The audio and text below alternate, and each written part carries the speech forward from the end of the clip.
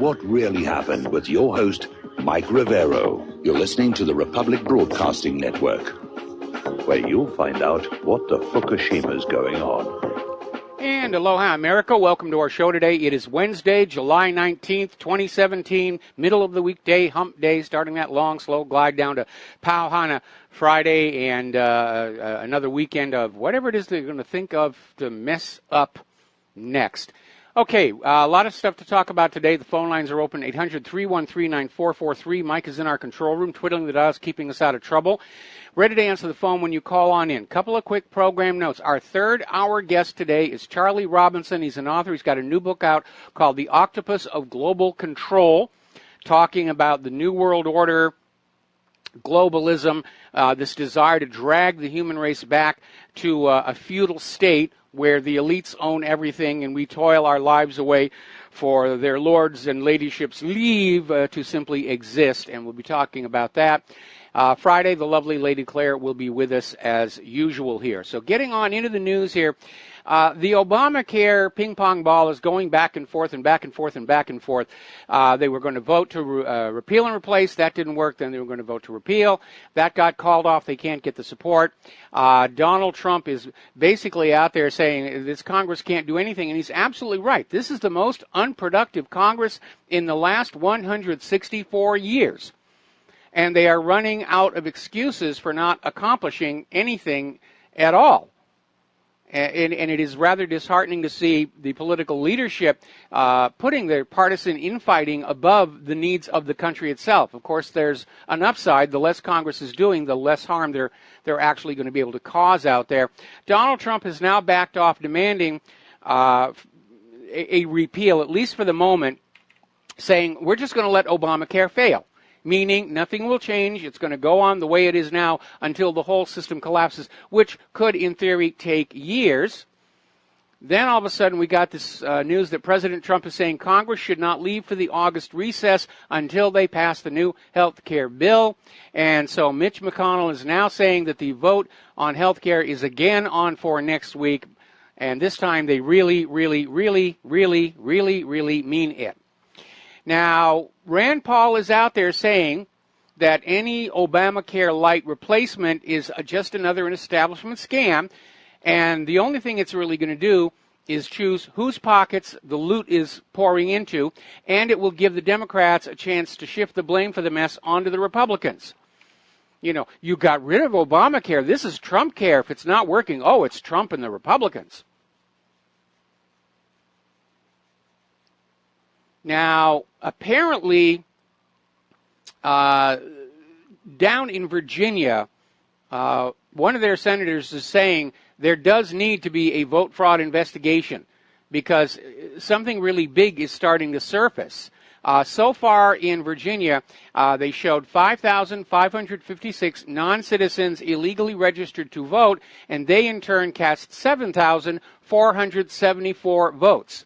A Pew study found that over 1.8 million dead people were registered as voters, and 2.75 million people are registered to vote in multiple states.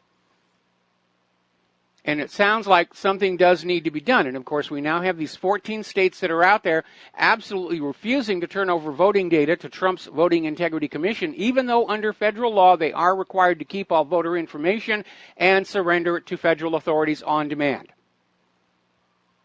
So clearly, they've got something to hide. Now, last election day, it's come on out that down in South Carolina, their voter registration system was hit with nearly 150,000 hacking attempts, according to a recently released state study. And the State Election Commission found that all these hacking attempts occurred on November 8th, trying to break on in and change things around there. Election fraud is not something that happens rarely or occasionally. It's the permanent state. And it was so funny last year when Donald Trump came on out and said, you know, there's a possibility of election fraud going on here. And Obama comes out and says, it's absolutely impossible to rig the American elections. And then, of course, Hillary lost. And the first thing they said is, oh, Russia was rigging our elections. Russia's rigging our elections. And they go back and forth. And now that Trump wants to actually look at it, and it is, as his authority as president, he's got that right. And now all of a sudden 14 of these states are saying, we refuse to give you the data. The dog ate the voter records. I'm sorry, we can't give them to you. Now, do you remember Guccifer, the hacker who broke into Hillary Clinton's email server and said he found at least 10 other foreign IPs prowling around looking at information? And then he sort of went away, and nobody actually knows what's happened to him. Then there was Guccifer 2.0. And apparently information is starting to surface that like the Russia-Trump collusion, Guccifer 2.0 was a creation of the Democratic National Committee and the Hillary campaign.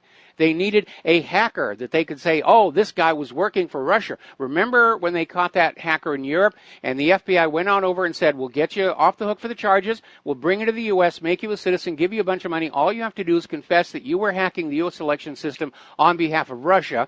And to his credit, the hacker said, no, I don't want to do that. Maybe he's thinking about all these people who cooperated with the Clintons and then when they were no longer useful, wound up dead in a suburban Washington, D.C. park.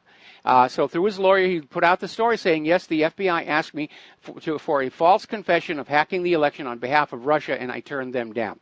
We're going to do a quick shout-out to our on-air affiliates who are just now rejoining our network. Now, among the other documents that WikiLeaks is letting out, there's a PDF.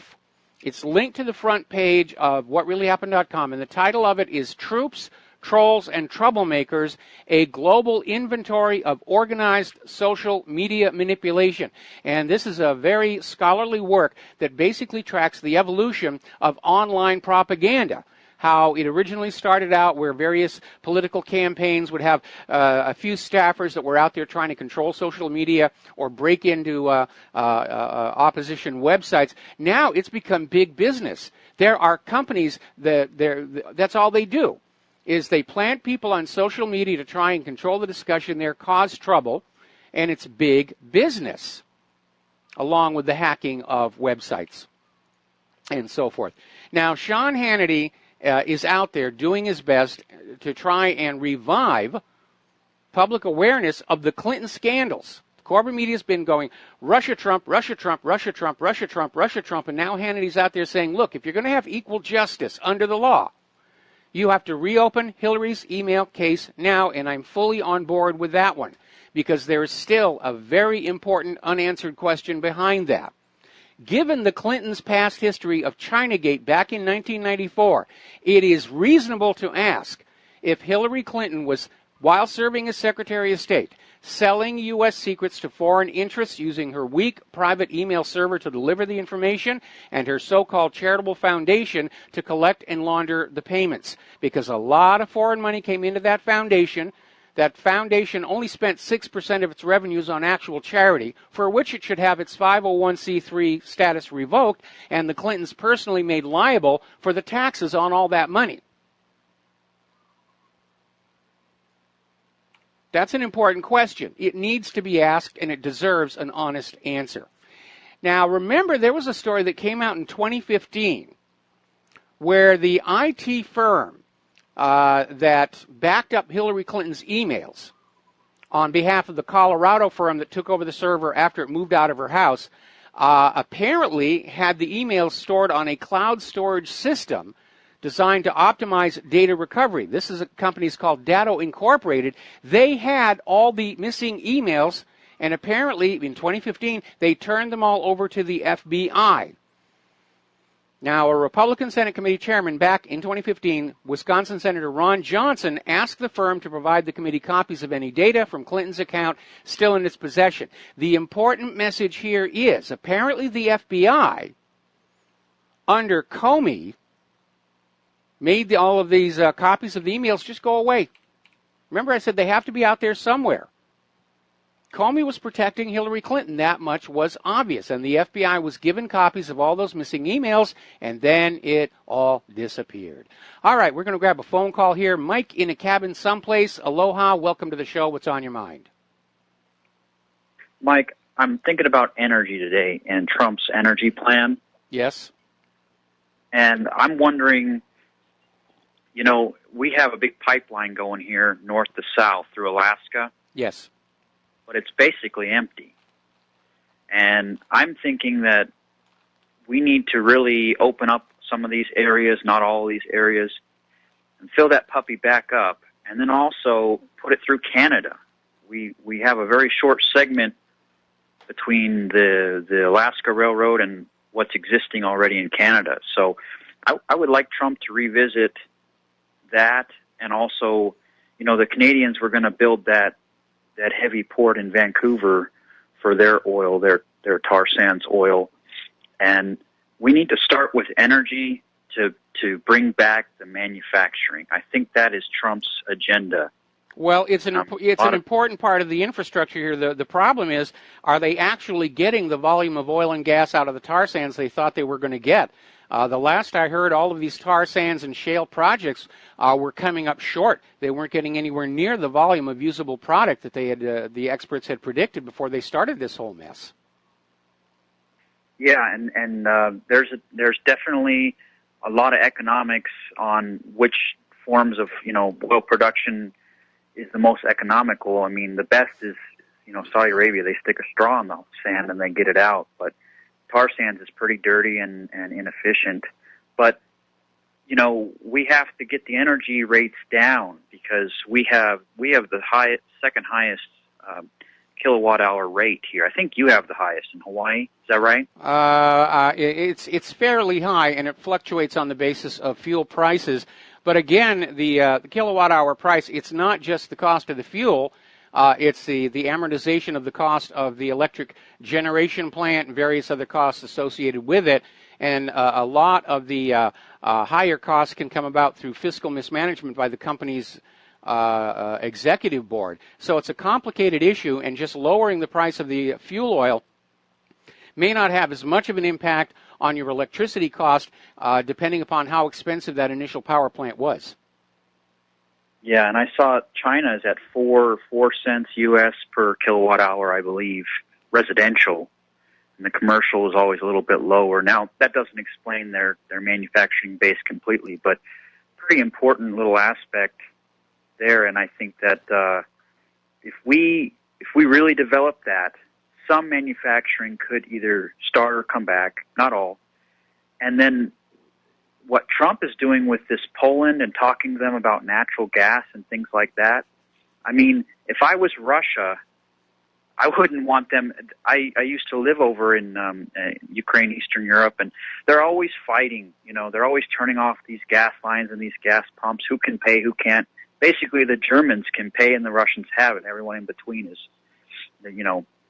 trying to take some out of the pipe and do their own things with it. But if the U.S. had ships going that direction with LNG or oil or whatever they need, that would be, for Trump to be a Russian agent and then be the energy man who says, hey, Europe, want some of what we've got?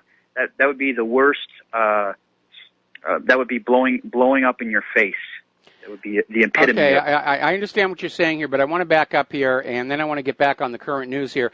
To revive America, you can't just simply say we must do this first and the rest will follow. It really doesn't work that way. It's all going to have to be built up together. We start reviving manufacturing with the available electricity that we have right now, and then as manufacturing grows, we develop the energy infrastructure to support the growth of the manufacturing. One of the ways in which our country has really suffered greatly, and we see that no place more than our road system, is the infrastructure has not been enlarged to match the growth in population. And we certainly see that with the roads out here in Hawaii, which are still running on the volume of traffic as it was back in the 1960s and 1970s. And as a result, now we have tremendous congestion problems, which they're hoping the light rail is going to solve. I'm not that optimistic about it, so we're going to have to build them all up together. Anyway, Mike, it's a good thought there. We're going to have to let you go here. Thank you very much for the phone call. Getting on back to our domestic political news. As you know, following Donald Trump's electoral victory, Maxine Waters got on board this resist campaign, Resist 45, and she's been out there stumping and trying to get everybody out there to just oppose Donald Trump. And apparently her fundraising efforts on behalf of Resist 45 have been, for lack of a better word, abysmal. And she's out there attacking Trump for his bigoted travel ban, which has since been upheld by the Supreme Court. And again, it wasn't based on race, it was based on location.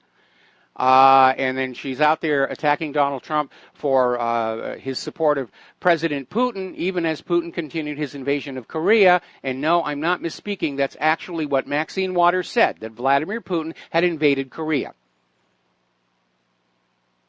So I'm starting to wonder if maybe we do need competency tests to be in the United States Congress. When you look at some of the things Maxine Waters is saying and Nancy Pelosi's been saying, it's really silly. Now, there's a new wrinkle that's coming on out. Apparently, there is concern, this is coming from the Political Insider, that U.S. Postal Service employees broke the law by supporting Hillary Clinton. And we know the Democrats were bringing in foreign ringers to boost their voting polls. They were using government employees to do the same, even though it's a violation of the Hatch Act. And apparently the Office of the Special Counsel has released a report suggesting that the U.S. Postal Service Union broke the law by asking the postal employees to do work on behalf of the Clinton campaign in 2016. Now, normally, federal employees are allowed to engage in political activism when they're away from their place of work. But the union, in telling the employees you have to go work for Hillary Clinton, stepped across a very critical line.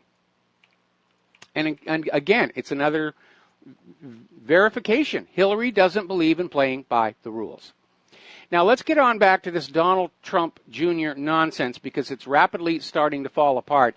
Interest continues to center on this so-called Russian lawyer, Natalia Veselnitskaya. And email leaks from the State Department are showing that she has far more ties to the U.S. State Department than she does to Moscow. Now, remember, her so-called Moscow office has turned out to be little more than a shell. It doesn't have a website, doesn't have a phone, doesn't have anything working in there. It's there to have the address, yes, I'm in Moscow. And now Natalia herself is saying that she was set up and lured to that meeting by Magnitsky Act lobbyist Bill Browder.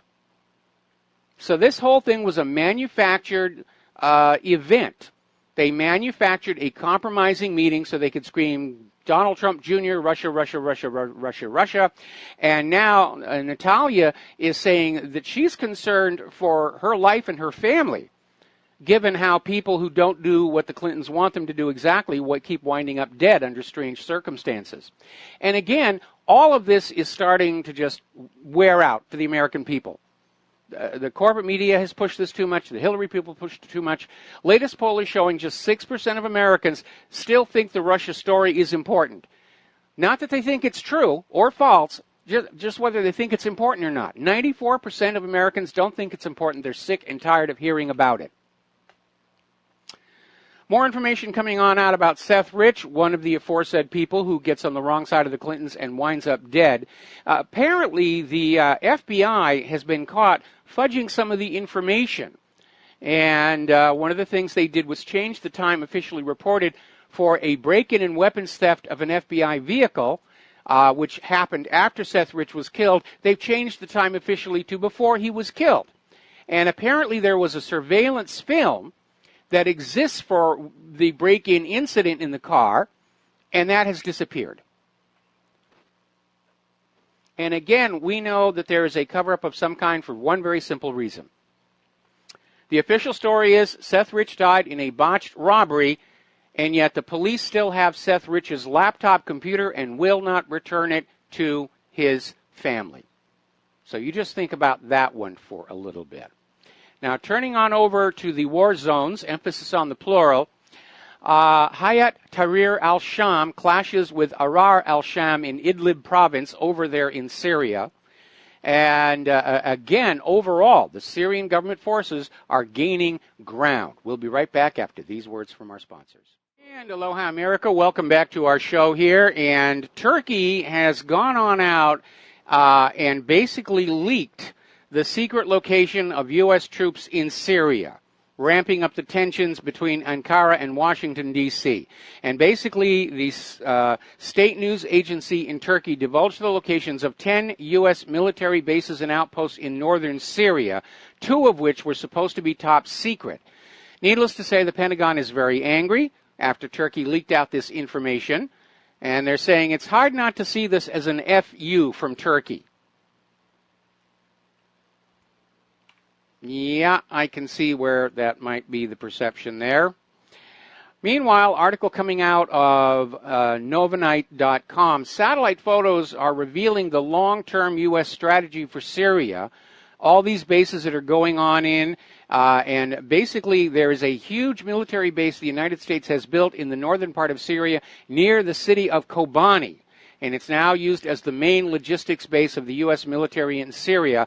All of this without the permission of the Syrian government. And what it is indicating is that the United States government plans to remain in Syria even after ISIS and Al-Qaeda, the supposed reason for the U.S. to intervene, are long gone. Now, this whole situation over the Russian diplomatic properties has unraveled. It looked like the U.S. was going to say, we're going to give you back your properties and try and smooth things over. Then the U.S. came out with a bunch of demands, which Russia couldn't accept. Lavrov is saying the U.S. government is acting like a bunch of gangsters, and he may be closer to the truth than he realizes when you look at the narcocracy at the heart of it all. But apparently CNN reported late Monday that the Russian government was almost at a deal on getting back their property. The Russians rejected the report, saying that the U.S. must return the seized property without any conditions on it. And it's interesting to see the corporate media here right now because it's still all about the 2016 U.S. presidential election campaign. That was the reason Obama seized these diplomatic facilities and ejected 35 Russian diplomats. And do you remember back when there was that whole idea where the Earth was actually the center of the cosmos and nobody dared challenge that prime assumption, and everything that followed, all the discussions, all the debate, all the math and everything, had to be centered around that fiction? We're seeing exactly the same thing today with the corporate media with that idea that Russia hacked the election. That's become the prime article of belief, not to be questioned, around which all discussions and articles are going to be framed. And, of course, remember that whole Earth at the center of the universe is history's longest-running scientific goof, and this is just another one. The attitude is, this is given as an absolute fact beyond question. Well, yeah, I question whether the Earth is the center of the solar system. I question if Russia hacked the election. There doesn't seem to be any evidence in favor of it and quite a bit of evidence against it. But again, as Mika Brzezinski said, the job of the corporate media is not to give you information and facts. It's to control what you are thinking. And I don't know about you, but I resist the idea of having somebody else control what I am thinking. I sort of dig my heels in on that one, and so should you. Russia has started delivering more humanitarian aid to Yemen. They're bringing in food, medical supplies. Basically, according to a United Nations report, 60% of Yemenis, 17 million people, are currently in crisis or emergency food situations. They are being starved to death by the Saudi blockade. And apparently the U.S. government is fully on board with this. This is collective punishment. This is a war crime. It's genocide. When enough people starve to death, it becomes a genocide. So Russia and Putin are trying to alleviate the suffering of these people. They're sending in food and medical supplies while the U.S. sends in more bombs and bullets.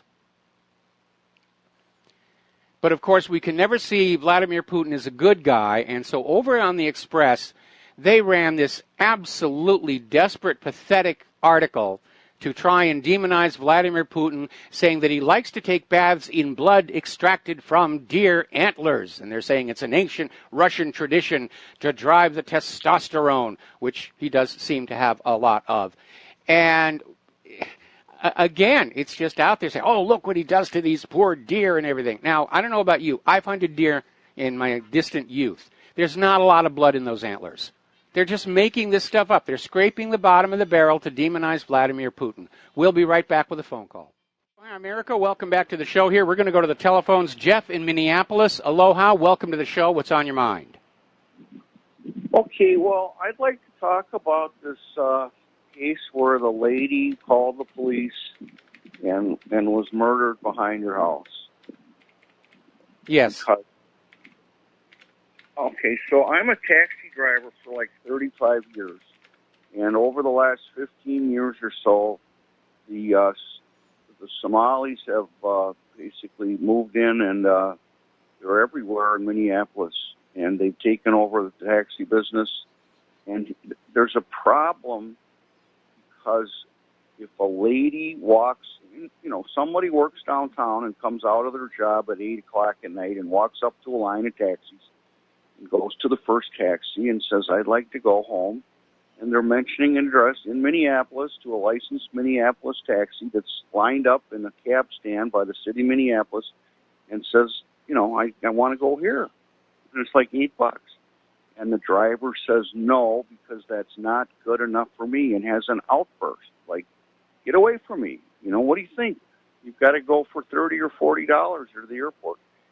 And most women now, they don't even try the second cab, or they'll wave at a cab that's going by the other way. Or a lot of them use Uber. And so there's this cultural thing. And here's the deal. Well, hold it. That is hardly unique to Somali drivers. I mean, we see the same thing here in Hawaii, where if you hail a cab and you're only going a couple of blocks, they're really not interested. They want to go to the airport or come back, and we don't have a lot of Somalis here. In the taxi line, though, the rules are you can ask them where they're going and say, fine, hop in.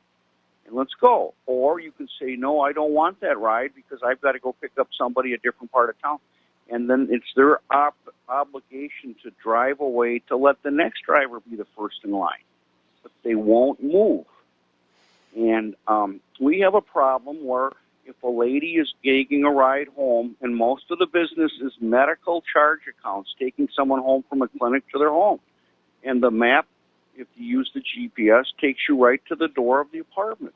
But a lot of drivers won't use that, and the lady will say, stop, that's my apartment building. And they won't stop because they refuse to take directions or corrections from a woman driver. Well, that sounds to me like there's an enforcement issue there. I mean, if the state is or the city is going to have a government-controlled taxi operation, it looks to me like they're not doing a very good job about it.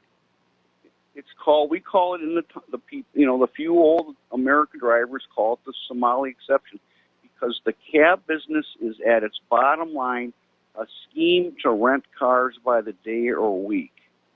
And they're not really driving the cab more than just kind of as a hideout or a dodge. And anyway, we have a real problem here in the cities because people can't get served. I know of a lady that goes for dialysis 3 days a week. She has to be on the machine for 3 days, and she's waiting an hour to two to get picked up and missing most of her appointment. But the business is renting cars, and that's going great because they have oodles of money. And a lot of it is because they can't get or hold a job or don't want to hold a job.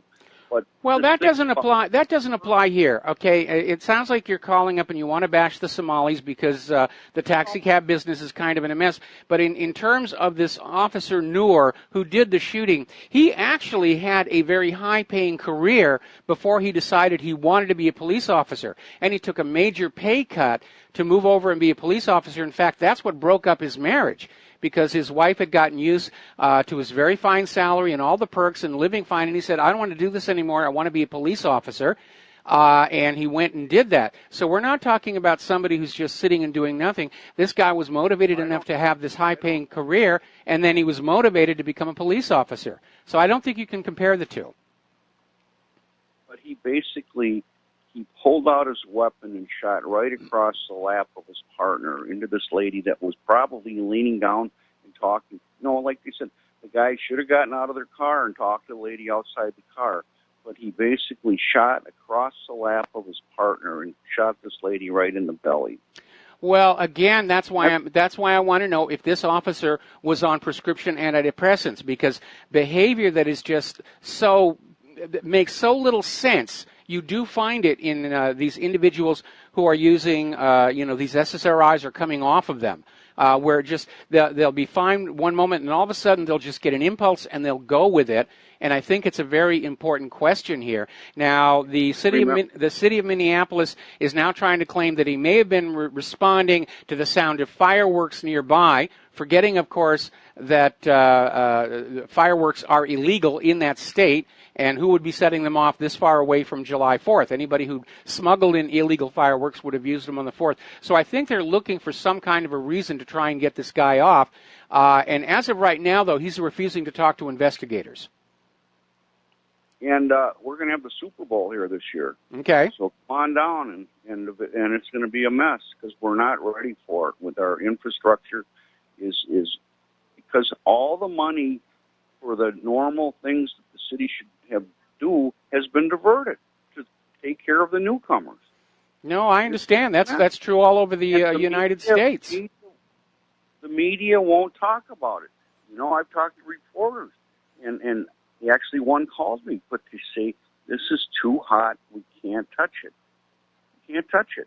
And what happened is, years ago, they had Somalis driving around the courthouse for hours, which got a lot of media attention, and so the city kind of backed down. It's a mess here.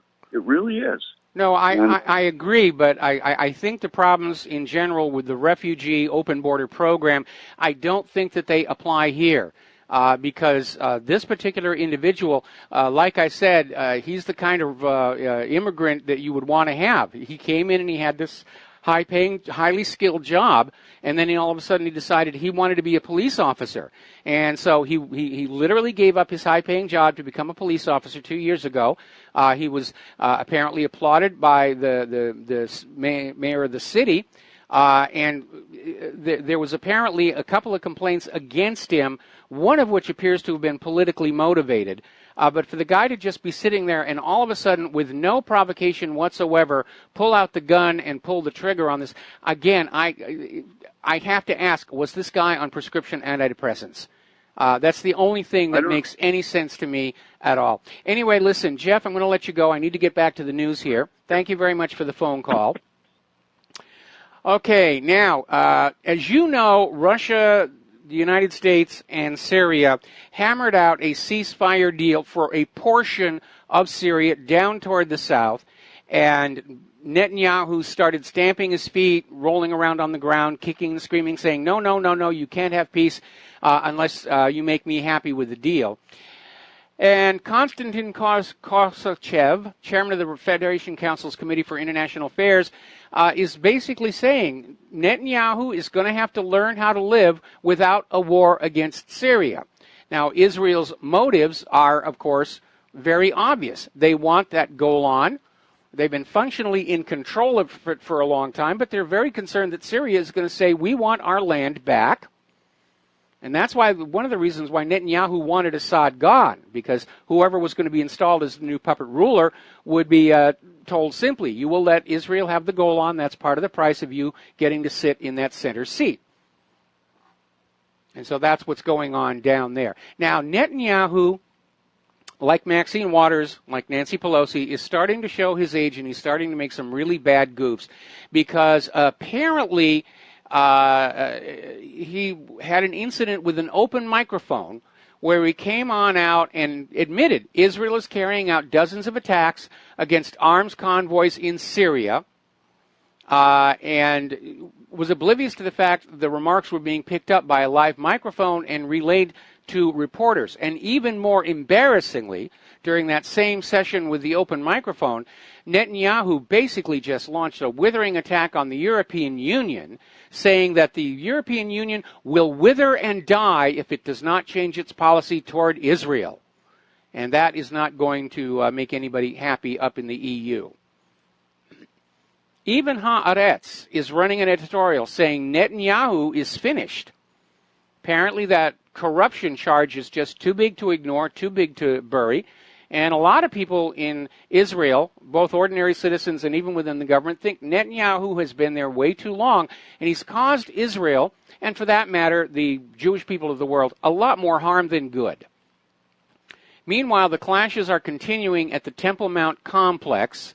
The IDF are thankfully using rubber bullets, but 30 people have been injured in the clashes since Israel decided to restrict access to the Al-Aqsa Mosque, supposedly in response to a Palestinian attack.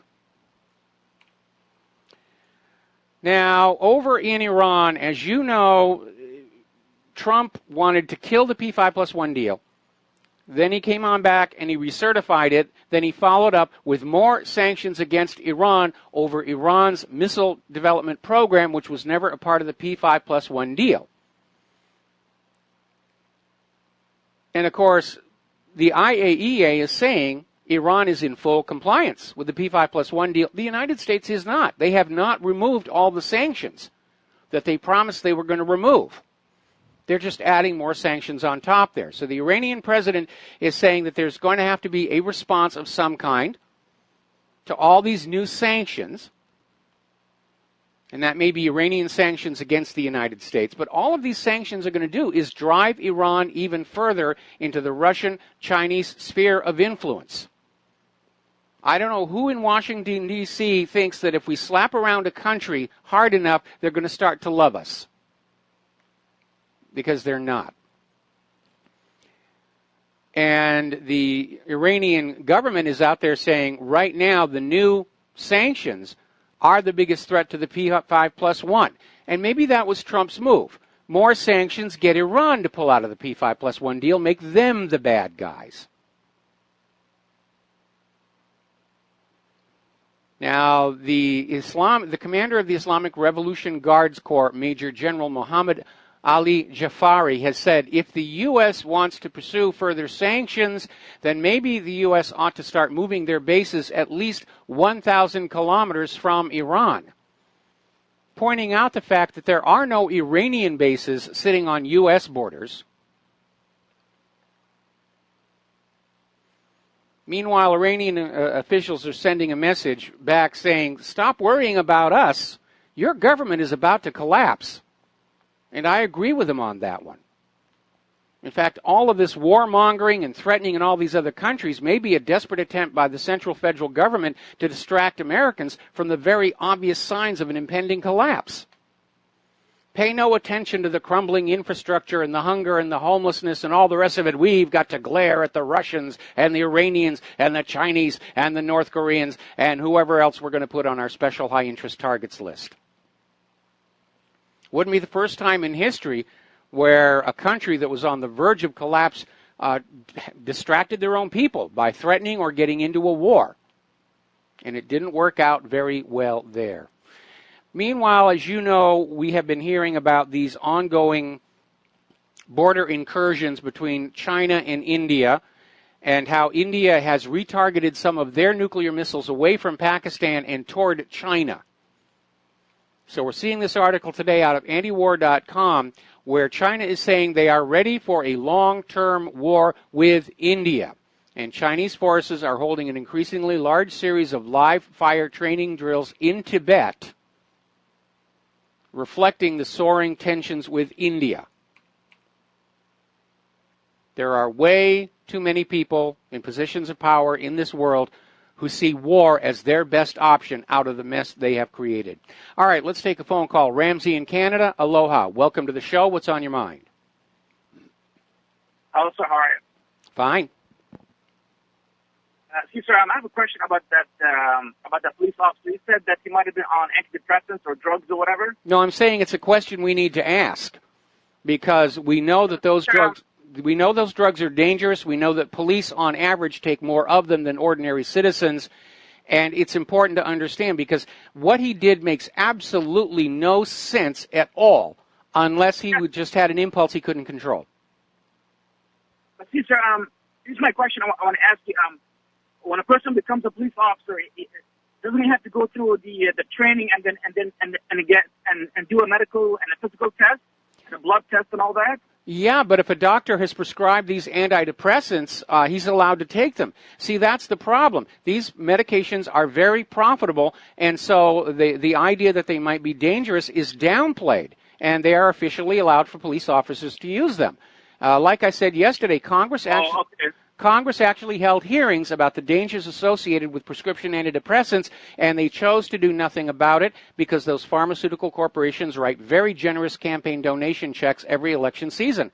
That's literally what it comes down to. The health and safety and security of the American people is subordinate to the need for more campaign contributions with which to hang on to their jobs.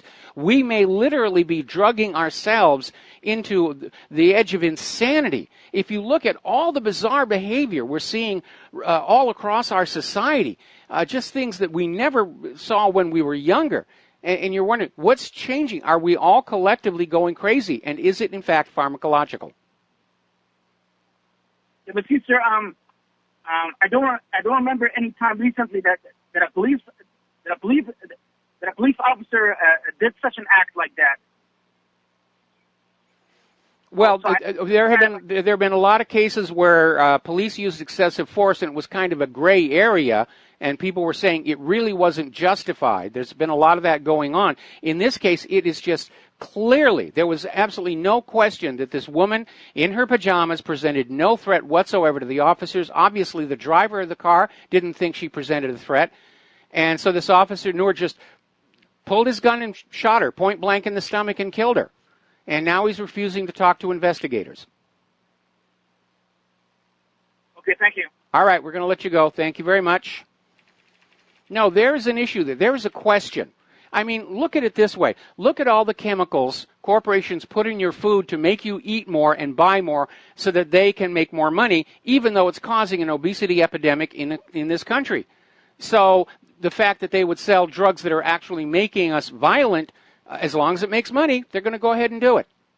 We're going to take a break for commercials. We'll be right back. And aloha, America. Welcome back to our show here, and we're going to go ahead and take another phone call. Terry in Oregon, aloha. Welcome to the show. What's on your mind?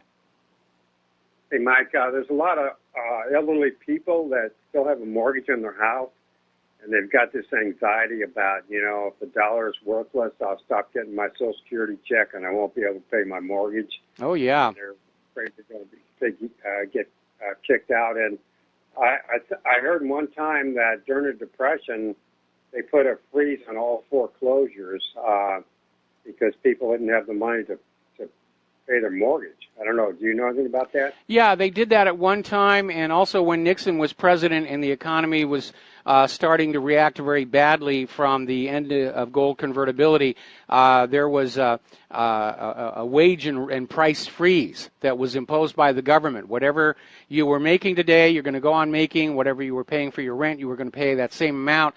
And they sort of locked the economy in place until they could try and get things a little bit more stable. So, yeah, there's precedent for that before. But again, there's going to come a point where there are enough homeless people out there in the streets, it's going to trigger a reaction because you have younger Americans who have seen their parents grow up and they've got the mortgage and they're retired and they're in the home, and all of a sudden the bankers are kicking them out. That's going to do two things. It's going to enrage these people to see their parents being treated that way. And two, it's going to destroy any confidence that by playing by the rules, by doing what you're supposed to do, that you're going to have a stable retirement. Right now, the American people are very dispirited. They don't see hope for a better life down the road under the current regime. Right. And but see, the line of thought of these people is, I'm getting a Social Security check now, and that's going to be cut off when the dollar's worthless. So they're not going to have anything coming in. And I tell them, I said, the banks don't want all these houses. They don't want to kick everybody out, and they got nobody to sell them to. So there might be some relief there. Well, it may even happen faster than that because we're nearing the crossover point where Social Security is going to be paying out more than it takes in. And again, all of this goes back to the Bill Clinton administration, where he basically took the cash buildup for the baby boomers and spent it as general revenue. And he replaced them with these special treasury bonds so he could call it a loan, but they can't make good on those bonds. In fact, there are a lot of people who are saying the baby boomers are probably going to be the last generation that actually get benefits from Social Security. That's how dire the situation is. Right. Okay, thank you, Mike. Appreciate it. All right, thanks an awful lot. We're going to let you go here. Getting on back to the news. Venezuela vows to continue with creating a new Congress despite threats from the United States of America. And this is President Nicolas Maduro has stated these plans for a new Congress despite the threats of a U.S. intervention or economic sanctions. And again, it's not the United States' business how Venezuela organizes its government. This is just another example of the United States going on in and say, you will run your country the way we want it run, and we want a single leader because that's going to be easier to replace with a puppet regime. If you've got a whole legislature, well, then it makes it much more difficult to take over your country. That's really what it comes on down to. All right, we're going to take a break for station identification. We'll be right back. And aloha, America. Welcome back to the show. We're going to take a phone call. Yvonne in New York. Aloha. Welcome to the show. What's on your mind? Yeah, hi, aloha. I had a question. I wanted to know if you had ever heard of a group called MOA, Muslims of America. Supposedly they have 22 groups scattered throughout the country. And the government says that they're not terrorists. They haven't put them on a terrorist list. But last year in the Catskills, about an hour away from where I live in New York, Alex Jones sent a crew to investigate the group, and they said, oh, they're doing bad stuff. And then supposedly about a week ago, they're saying that one of their members was caught shoplifting bullets. So they were able to do a raid, and they found all sorts of guns and stashes and weapons. I mean, I'm a conspiracy nut, but I think it sounds like a CIA, you know, like that Jonestown cults that they had all over the country in the 60s and 70s. Have you heard of them? Yeah, I have heard of them, and I've heard the story. Apparently, they were raided. The first thing I thought of in listening to how this thing was set up, it reminds me of those secret CIA training bases down in Louisiana that were preparing for that second invasion of Cuba, and Kennedy had to shut them all down. That's a CIA. That's what I thought. It sounded like a CIA because the guy who they arrested, he was in 1977. He was apparently arrested in Brooklyn for robbing a candy store, and somebody died, and he was in jail. And I can't get the information, but they said that he was released shockingly quickly, and all of a sudden he's part of this Muslim group, you know. And how does a gangster from Brooklyn at age 22 in jail, no education, no nothing, all of a sudden become part of this, you know, this secret group? And, yeah, okay. So I thought the same thing. It sounded like a CIA deal.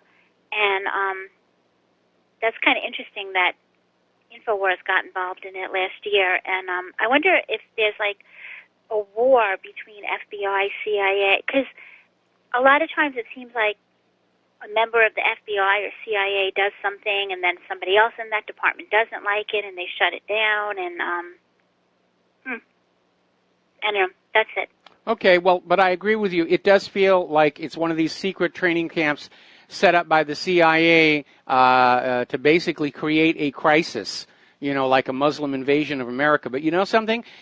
Were that to happen, were that to be the next false flag, it's going to backfire on them tremendously because the American people are going to be saying, well, who let all these Muslims in to the country in the first place to cause all these problems? Well, yeah, U.S. government, George Soros, and all of those.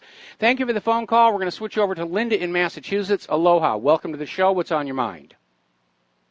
Hey, Michael. How are you? Hello? Yes, you're on the air. Oh, good. I said, how are you?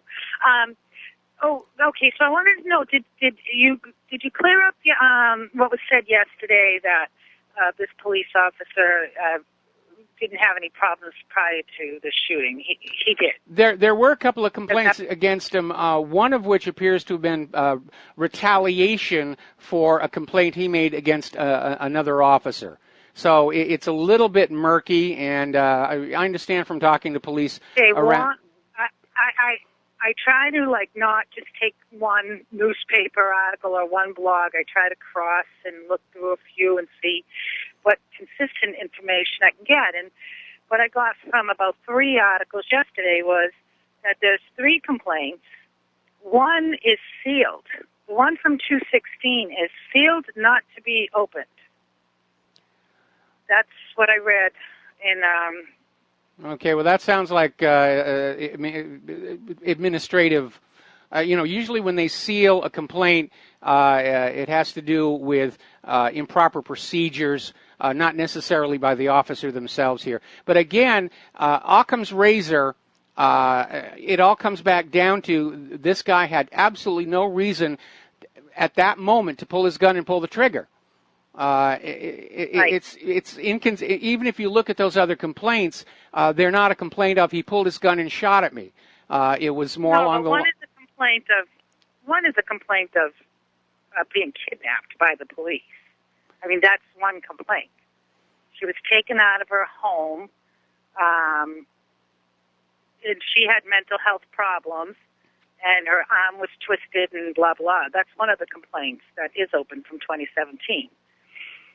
Well, again, we're looking at an area. If she's got mental issues, she may have, it may have been a wellness check. But again, if you found a complaint somewhere where it says this guy pulled his gun without any apparent reason and threatened somebody, I'd say maybe there's an issue there. But Occam's razor is coming on back to this known problem with the SSRIs and the antidepressants. And I'm sorry, but that's the simplest, most reasonable explanation. Linda, thank you very much. We're going to let you go here. Thank you very much. Going to do a shout out now to our on-air affiliates who are just now rejoining our network. And I know the pharmaceutical industries don't want this issue brought up. But if you go over to whatreallyhappened.com and take a look on down, members have been posting these videos about all these people whose lives have been ruined by these prescription antidepressants, all these doctors who are saying these things are dangerous. There is a problem. We could, like I said earlier, we could literally have a nation whose population is being chemically driven to bizarre behavior, all in the name of the almighty dollar. And there's a question there, and it must be asked. Congress wanted to ask, but they were bribed to basically ignore it. But there's a real issue there. And like I said before, we know that corporations are perfectly willing to sell us food full of chemicals to make us eat more so that they can have more profit, even though it results in the obesity epidemic. We understand that corporations are literally ordering us to buy and use vaccines, which are usually ineffective and in many cases very dangerous, causing a lot of harm, but it doesn't matter because it's making money. So is it really that difficult to imagine marketing and selling these prescription antidepressants, even knowing they are causing bizarre behavior among a susceptible portion of the population? Remember, all of those gun grabbers, almost all of those gun grabbers, the mass shooters, almost all of those mass shooters being wagged at us by the gun grabbers were either on or withdrawing from these medications. And it's when you're withdrawing, you are most at risk of just flipping out. Now, we don't know about all the mass shooters because more recently, the government and the corporate media have taken to withholding the information about what medications they were on this idea that even dead people have got a right to privacy. It's all about protecting the profits of those corporations. I have personal experience with how dangerous these medications are. But we live in a country where corporations are allowed to sell dangerous products as long as it makes money and they pay the appropriate taxes and they write nice campaign checks to their favorite politicians. That's just the reality of where we live right now. And it just doesn't make sense. This guy wanted to be a police officer. He gave up a higher paying career path, which resulted in his wife leaving him. She liked all the money. Didn't want to be the wife of a police officer. And he was on the job for 2 years, and he's just sitting there, and all of a sudden, for no reason, no gun was found, There's no way to say that this girl in her pajamas was any kind of a threat, and he just pulls the gun and fires. The simplest explanation, Occam's razor. He's on prescription antidepressants, and for whatever reason, his brain got the impulse to fire, and he couldn't stop it.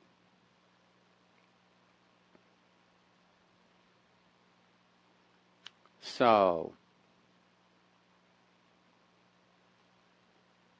now then, getting on back to the various news here. I was rather surprised to find out our State Department had a war crimes office. You would think they'd be very, very busy these days with all the war crimes being committed by the United States. But apparently it's not going to be a problem anymore because Secretary of State Rex Tillerson is shutting it all down. We no longer have a State Department office looking into war crimes. After all, it might get embarrassing out there. Flashback from 2007, the Pentagon has lost $2.3 trillion with a T dollars. I want that money back. Cynthia McKinney was out there basically, and of course we know since then that the actual number is considerably higher than that. And we may still not know how much of your money has poured into that Pentagon and just flowed out to who knows where. They're not keeping track of it. They don't need to. Only people who only have a little money and a lot of bills keep careful track of their spending. When you have fountains of money pouring all over you, well, it's just, it's coming in at the top, we spend it out at the bottom, and we don't need to keep track of it. We're never going to bounce a check. Over in Great Britain, members of Parliament from the Defence Select Committee have demanded the British military come up with the full costs of the F-35 warplane deal. They know what the planes themselves are going to cost. Now they're just becoming aware that the planes, as delivered, are going to need lots of upgrades and patches and add-ons that are going to be very expensive, and they want to know exactly what they're getting into. Russia has unveiled a fully automated combat module which can operate autonomously and identify targets on its own.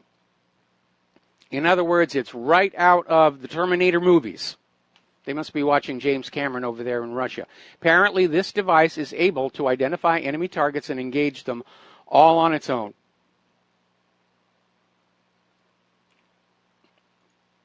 Let's talk about the economic news here a little bit. Russia's largest bank makes its first transaction on the Shanghai Gold Exchange as Moscow and Beijing prepare for trade in gold. They're settling accounts back and forth in gold, using gold. No paper notes, certainly not the U.S. Federal Reserve note. And I'm sure over at the Federal Reserve they're out there saying, you can't do that. You're not allowed to do that by the rules we just made up. And we're still seeing a lot of wet work out there in the world of high finance. Apparently, Miguel Blesa, who was the former head of the now-defunct Caja Madrid Savings Bank, and he was awaiting the results of an appeal to a 6-year prison sentence for misusing corporate credit cards issued by the infamous Aiea, which is another defunct bank. Apparently, they were out at this private club, and all of a sudden, people around heard a gunshot blast, and they found this banker dead with a shotgun blast to the chest, which tells us pretty much right there this was not a suicide, especially when there is no report that the shotgun itself was actually recovered here. In the United States, the cable TV companies are in a panic. 793,000 subscribers have cut the cable, so to speak. Streaming is now the thing. It's much more convenient. People on a busy schedule, they can't actually watch that much cable TV. They use the DVR. Well, why have cable TV and DVR when you can just go to online streaming like Netflix? And the only reason we're still hooked in with our cable provider is we've got a bundled deal with our high-speed internet, which isn't as fast as we were promised. And by the way, ever since Spectrum took over, our bill has gone right through the roof. Now, as you know, there's been a big wringing of hands and gnashing of teeth over the troubles affecting the real estate market. Young people are not buying homes.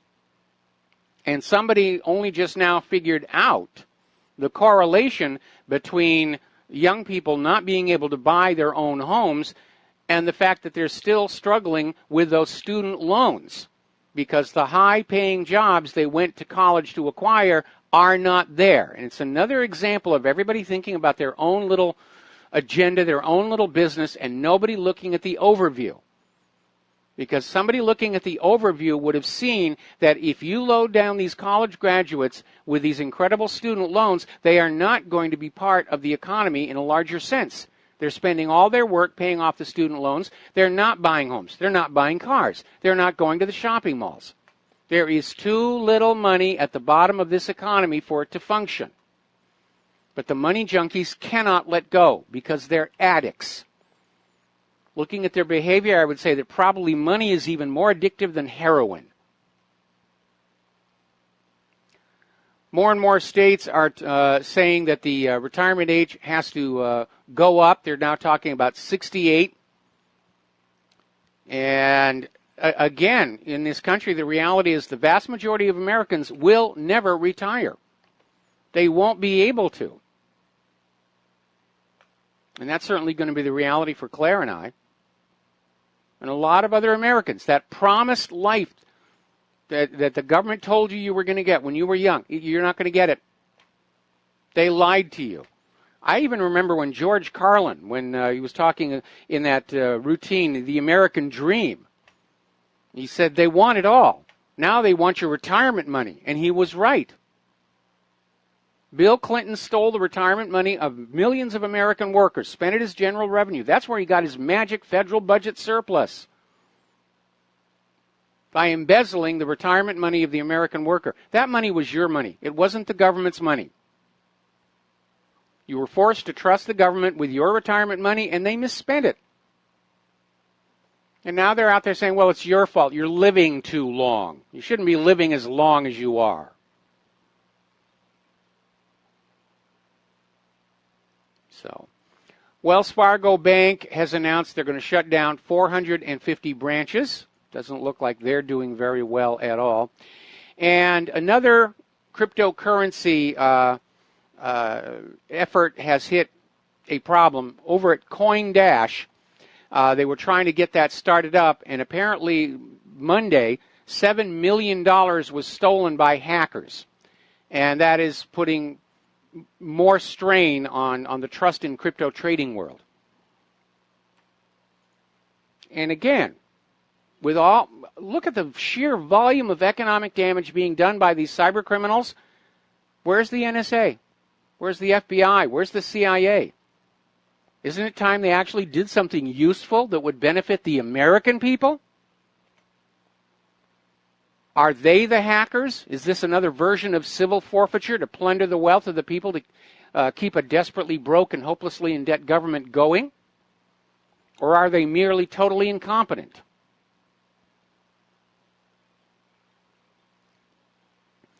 Now, Sir Christopher Mayer, who is a former ambassador to the U.S. from Great Britain, is out there saying that this idea that Great Britain has to pay a divorce bill before they can negotiate the Brexit is nonsense. Because if you read Article 50 of the Lisbon Treaty, Great Britain is allowed to negotiate all of the issues of the Brexit at the same time, including what the divorce payment will be. But we know what's really at issue. Brussels understands without that huge chunk of money coming in from the British taxpayers to prop up the EU is going to collapse because Germany cannot carry that load all by themselves, especially with the imposed costs of all the refugees that they're having to carry as well.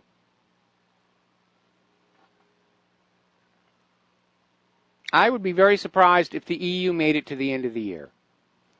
Now, as you know, most migrants trying to sneak into Great Britain basically hide out in trucks, which are then sent across either on ferries or through the Channel Tunnel. But somebody came up with a really novel idea, trying to smuggle migrants from France to Great Britain by ultralight aircraft.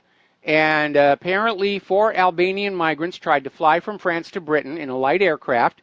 It's believed to be the first of its attempt, but nobody really knows that. And the 4, who included 2 women and a child, were arrested in Calais before they could take off. Apparently, last year, 629,000 visitors to the United States overstayed their visas, according to Homeland Security. And basically 1% of all travelers. And they remained in the country after overstaying their visas as students, workers, or tourists. All right, there's the music. Can barely hear it, and we'll be back after these commercials. And aloha, America. Welcome back to our show here. Now, we have hundreds of U.S. immigration agents deploying to the sanctuary cities. There's a confrontation coming on up between the state and the federal governments. And again, all of these mayors and governors declaring sanctuary cities and refusing to allow the federal government to enforce Title VIII. They are in criminal violation of Title VIII, and they should be going to jail. And Attorney General Jeff Sessions is saying our goal is to end illegal immigration, and it can be done. Eisenhower did it with his Operation Wetback, and he did it with about 1/10 the resources available to Donald Trump. And I know the GOP budget is still going back and forth over the cost of Donald Trump's wall. And again, I don't think a wall is really needed as long as you are enforcing the Title VIII laws that are already on the books. You cut off the financial incentive. And you simply tell those people, you step across that border, you will not be able to find work. There will be no free handouts. Nobody will be allowed to house you or give you rides or anything without going to jail. And in fact, the flow of illegal immigrants across the border has slowed considerably ever since Donald Trump won the White House. And now we need to basically find those illegals and send them back to where they came from. And I'm sorry if the country they're coming from is not doing very well. Ours isn't doing very well. And what they ought to do is basically just go back to their country and reform things.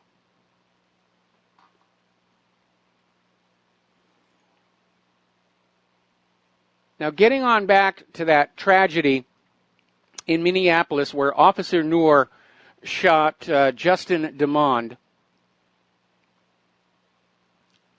you have to wonder about the corporate media.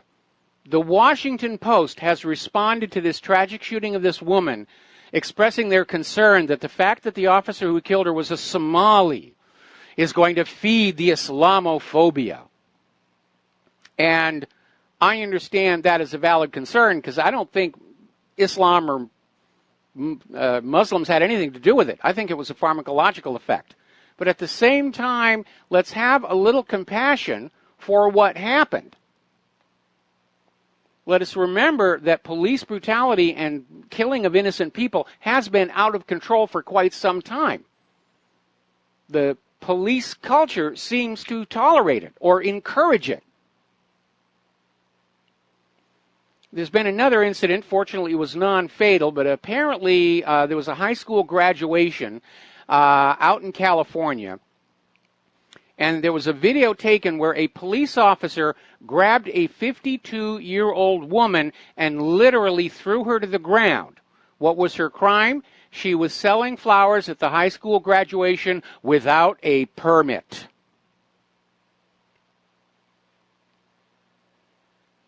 I remember when I was a kid, the basic rule was that you could do anything that you wanted unless the government explicitly forbid it. And now we're in a situation where you can't do anything unless the government gives you permission for a small fee. But that was an inappropriate reaction to flowers. Now, I have often commented about the abuses of the civil forfeiture laws and how the police are actually stealing more from the American people than the thieves and burglars and robbers. And as a matter of fact, the numbers actually back me up. Somebody has actually done a study in 2015 and found out that the police confiscated more than $5 billion from the American people under civil forfeiture laws. Most of those people were not charged with a crime. And apparently that exact same year, losses to burglary We're only $3.5 billion. So if you get into trouble, call a burglar. You're going to get off a lot cheaper, I think, here. All right, let's take, no, we're too close to a commercial. We're going to hold that phone call off until after this next commercial break. But the civil forfeiture is a problem. And again, it was originally created to serve a very useful purpose, but it has been turned into a racket. And unfortunately, thanks to Attorney General Jeff Sessions, it's about to get a lot worse. We'll be right back after these few words. And aloha, America. Welcome back to our show here. Now, we're talking about civil forfeiture. No, actually, we're going to take a phone call first. Tom in Florida, aloha. Welcome to the show. What's on your mind? Well, good day to you, Michael. Another great show, and you're always right on the money. Yeah, Michael, what I want to say is I want to talk about, first I was listening to Michelle Malkin earlier, but before I get there, I want to talk about this resist, hate, resist, these demon rats are throwing out over there at the Senate chambers. And I'm finding out these people are getting paid $1,800 to go protest over there, and if they get arrested, they get an extra $1,000. So these people are basically, the George Soroses are paying these people to protest, the senators, with the health care bill. So these people actually do go, when they go to jail, they end up getting like $2,800 to go protest. And that should be in the media every day, that these demon rats are getting paid this kind of money by Soros's organization. And then, you know, it's unbelievable. These people are protesting what? Obamacare's falling flat on its face. It's a disaster. Like Trump said, Trump's 100% right. Let it fall on its face. Let it implode, and the demon rats will own it. But, you know, getting back to that, Michael, after I go there, I want to talk about Michelle Malkin. She brought something that really kicked me hard. When she was talking about this guy, Bill Kristol, has more love for Chucky Schmucky Schumer than he does Donald Trump, and he's supposedly like a Republican strategist, whatever Kristol is. But you know what? Michelle Malkin's right. He never brought up the fact what Jonathan Pollard was doing with Israel. But here, Russia, all you hear is about Russia, with Trump. But in the meantime, you had this guy Pollard to me the biggest treason ever perpetrated on this country, and you never heard no Kristol or none of these schmucks talking about what that was going on in the state of Israel, listening and doing everything they can to subvert our country. I mean, all you hear is about Russia and Putin. And Michelle Malkin's 100% correct. This guy Kristol's off his chain. This guy's a nutcase. He's a total mental whack job, Bill Kristol. And this guy, he'd rather kiss the butt of Schumer than he would Trump. It's unbelievable to me. Well, no, you're absolutely right. And again, the corporate media is not going to tell you about how these protesters are being paid, because it's all part of the same big theatrical presentation to try and control what you're thinking. And the reason we're seeing how obvious these things are is because they have lost control of what we are thinking. And they're desperate to try and get it back. Because, again, if that's the business of the corporate media, as Mika Brzezinski said, to control what the American people are thinking, and they're not able to do that anymore, then they're going to have to give up those very expensive paychecks that they're getting and go back to living like ordinary people. They'll have to go out and find real jobs. You're talking about Mika, the one that had the chin job? She had a big chin job, and her boyfriend looks like Max Headroom. But, Michael, going back to what Michelle was saying, this guy, Bill Kristol, would rather have the deep state run our country than Donald Trump or Hillary. This guy, Kristol, was actually praising the deep state. And here he's the guy supposed to be a strategist for the Republicans or whatever he is. I don't know what that guy actually is, Kristol. But here, this guy's supposed to be like for the Republicans, and he's going to stab Trump in the back like this, and then he's gonna talk about how the deep state's way better than Donald Trump or Hillary. Unbelievable. Well, again, you need to understand that the hardcore Republican establishment, in particular the neocons, they don't see Trump as one of their own. And so, yeah, they are quite adversarial, and this is the reason they blockaded his attempt to repeal and replace Obamacare. Again, they're trying to set things up for 2020 so somebody can come on in and say, well, look, Donald Trump couldn't get anything done, so let's replace him. You know, the deep state, the narcocracy, lost their iron grip lock on American politics on Election Day last year. Trump's a wild card. He could still open up and start exposing all the drug connections and all the other stuff that's been going on in this country for the last 30 years. They don't trust him to stay silent. And that's why they're desperate to get rid of him by any means fair or foul. And again, these Republicans, they're not loyal to the president. They're loyal to the narcocracy. Michael, I have to say one more thing, and I know you don't like to hear this. I think I brought it one time before, and you went off it. But what really does bother me, too, about the media, they never, ever went and had a real all the networks had a thing with this Danny Williams Clinton when Trump was running a 6 months ago. They never really went and they talked about this guy, Bush, with the video of Donald Trump with the girl. But they never talked about when this one reporter went up to Clinton and said, are you still paying child support to Danny Williams Clinton? They never would air that, Michael. They only aired it one time. And Bill Clinton was shaking his head like, yes, he's still giving Danny Williams Clinton money, for child support. Hillary said, if you do that one more time, I don't know what Hillary's going to do to him. You never hear about that anymore, about this Danny Williams Clinton. Could you imagine if they were to run that for 24 hours on all the major networks, that Clinton actually is the father of that kid? Well, and again, the hypocrisy is very obvious. They're focused on Russia, Trump, Russia, Trump, Russia, Trump. Meanwhile, Russia gave Podesta's company $35 million. Russia poured $100 million plus almost $200 million into the Clinton Charitable Foundation after Hillary Clinton helped them seal that Uranium One deal. There's all kinds of stuff out there, and the corporate media will not report it. They are fully on board with protecting that deep state narcocracy against us ordinary serfs and Donald Trump, who they see as an outsider. And, of course, that's the reason we voted for him. He was an outsider. And so it really is, we're seeing a cold civil war between that narcocracy and the rest of the American people. Right on, Michael. Michael, do you remember what Casper Weinberger said to the media when what he wanted to do to Jonathan Pollard? I don't recall. He said, I want to take him out in front of the White House, and you know what?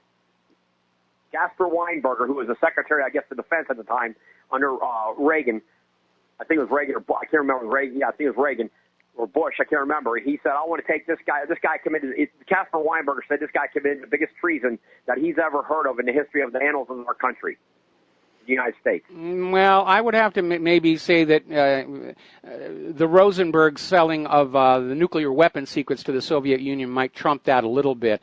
But yeah, you're absolutely right. What Jonathan Pollard stole and gave to Israel, and then Israel turned around and traded to the Soviet Union in exchange for increased immigration quotas for Russian Jews. If the U.S. and Russia had gone to nuclear war at that moment, the United States would have lost. Thank you, Michael. That was it. And you know what? The media will never let that out because it would shake the foundation of the country like it's never been shook. That's for sure. All right. Well, thank you very much. We're going to let you go here and switch over to George in Texas. Aloha, George. Welcome to the show. What's on your mind? Aloha, Mike. Howdy from Texas. Howdy. I've been sitting there reading about the trial of the Bundys out in Las Vegas. And what I'm hearing is like the prosecution and the judge sort of like cut the defense at the knees, not even allowing Cliven Bundy to choose his own attorney. This is a speech with Roger Stone. It's a kangaroo court is basically what it is. It's just the thing is, it's like, and they're calling on Donald Trump to pardon, and this is what a pardon is used for. It's not to let your buddies off the hook who are criminals. It was a pardon was designed for if due process was violated, and it was a kangaroo court. The president can pardon the person. Yes, but now it's a payoff to political cronies. Remember when Clinton pardoned Mark Rich, and everybody said, "Oh, it's an obvious payoff." Yeah, that's exactly what it was. But the thing is, it's more like the Bundy case. Sure, like it just outlines the actual abuse of the government and how they made rules and laws to protect themselves from the people, and how they made laws to limit the weak and protect the strong. And this Bundy case involves Chinese land grabbing. Harry Reid. It's just so much corruption around this thing. I hope Trump pardons them. And there's one more person I think Roger Stone should have mentioned, because remember up in Oregon, they were protesting the Hammonds going to jail because they served time on an arson charge because they set a controlled burn on their own land to keep a fire that the BLM started from hurting their property. And yeah, they went to jail, but then the BLM took them in federal court. Now they're serving 2 prison terms on the same charge, and that's double jeopardy. And no, it isn't, because one was filed at the state level and one was filed at the federal level, and unfortunately that can and does happen. Normally prosecutors, if you've already been convicted and sentenced at the state level, federal prosecutors won't bother. But if it is politically motivated, then yeah, they're just going to dogpile on you. But double jeopardy only applies within the same legal jurisdiction, state level versus federal level. But still, I think Trump should pardon. Because, I think Trump should pardon the Bundys. I think Trump should pardon Edward Snowden. I think Trump should pardon Julian Assange. I think Trump should pardon Leonard Peltier. I think Trump should pardon Mumia al-Jabbar and all these other people who are victims of the political corruption of this country. And the thing is like, I really think when this thing comes to a head, it's going to be very ugly. And, you know, if it does start violently, my gut feeling is it's not going. The feds are going to be in a disadvantage because it's not going to be on the ground of their own choosing, and that's a sad thing to say, Mike, because they want the war, and believe me, but like I say, be careful what you ask for. And yeah, if they're going to ask for it, but guess what? They're going to be caught when it's going to be happen when they're flat-footed, when they're not at an advantage. I mean, it almost happened at the Bundy Ranch. Yeah, it was rather interesting that the might of the BLM and the various other forces, they did back down in the face of a determined armed citizenry, which of course is exactly the reason we were given that Second Amendment. The Second Amendment is not about hunting, it's not about target shooting, it is about giving the government the reason to leave us alone. Because that's the way this country was set on up, where government was supposed to leave you alone unless you clearly had done something wrong. That's the reason for the Fourth Amendment. It's the reason for the Fifth Amendment. Unfortunately, our government does not play by the rules anymore. It has descended to absolute tyranny. It's arbitrary in its decision-making. And unfortunately, Donald Trump has been, if he wasn't corrupted by the system before, he certainly is now. You know, the thing is, I thought that Jeff Sessions was a good pick for Attorney General, but now I think he should step down because a lot of ways he's a throwback. He's marshaling his resources to go after pot smoking and medical marijuana. Oh, it's worse than that. We were talking about the civil forfeiture. As you know, some states are starting to pass laws saying that you cannot take somebody's money until they're convicted of a crime, and Sessions is trying to reverse that. He wants a federal law that says the police can basically take your money even if you're not convicted of a crime, even if you're found not guilty. And it's just a cash grab.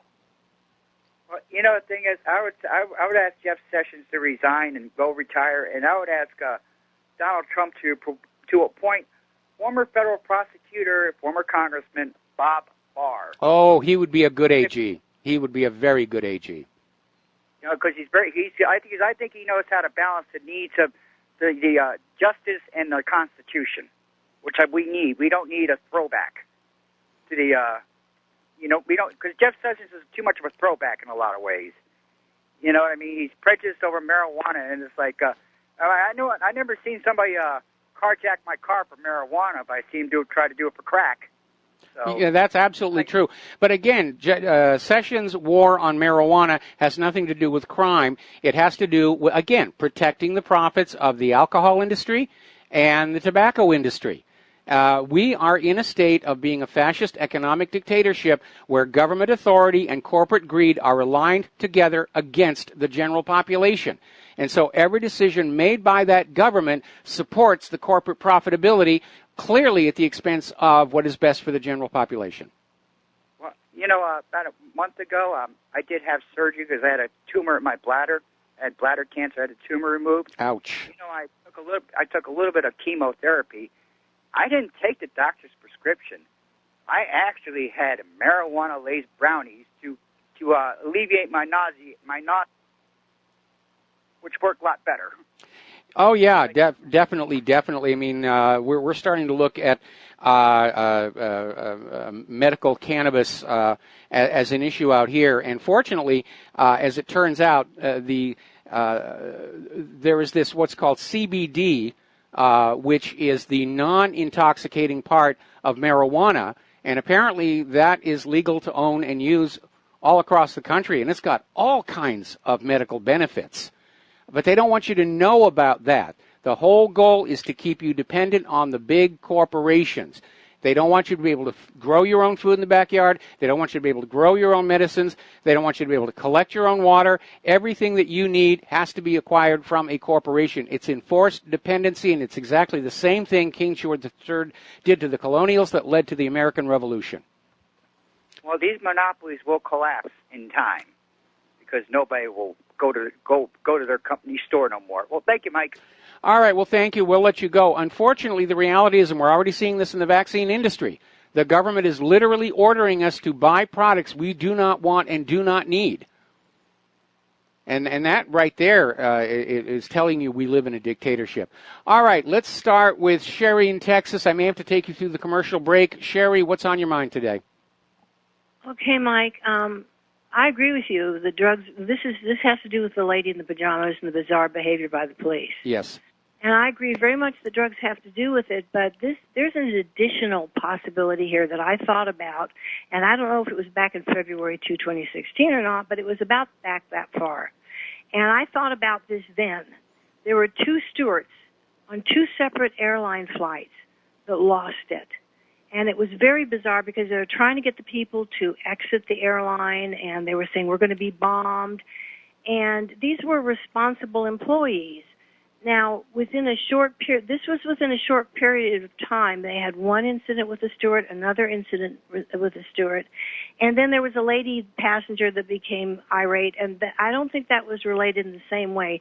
Now, we never heard from these airline employees again to find out what caused this really bizarre behavior way up in the sky and they were in charge of all these people. And I came up with the idea of hypnosis, and I know something about hypnosis. I've never been hypnotized. Okay, I used to practice hypnosis back when I worked as a professional magician. I learned how to hypnotize, and the effects of hypnosis are overblown in film and TV. You cannot force somebody to do something that is inherently against their nature. That's what I'm going to say. Yeah, so again, I don't think we're dealing with a hypnotized police officer here. Sherry, we're going to let you go. We're coming up here on the commercial break. We'll be right back. And aloha, America. Welcome back to the show here. Let's take another phone call. Lenny in Los Angeles. Aloha. Welcome to the show. What's on your mind? Hey, Mike. How you doing? Doing fine. Hey, I just want to make a few points here. As for, I don't know if you noticed, but the last couple of days, the corporate media is starting to pose questions about Donald Trump's physical health.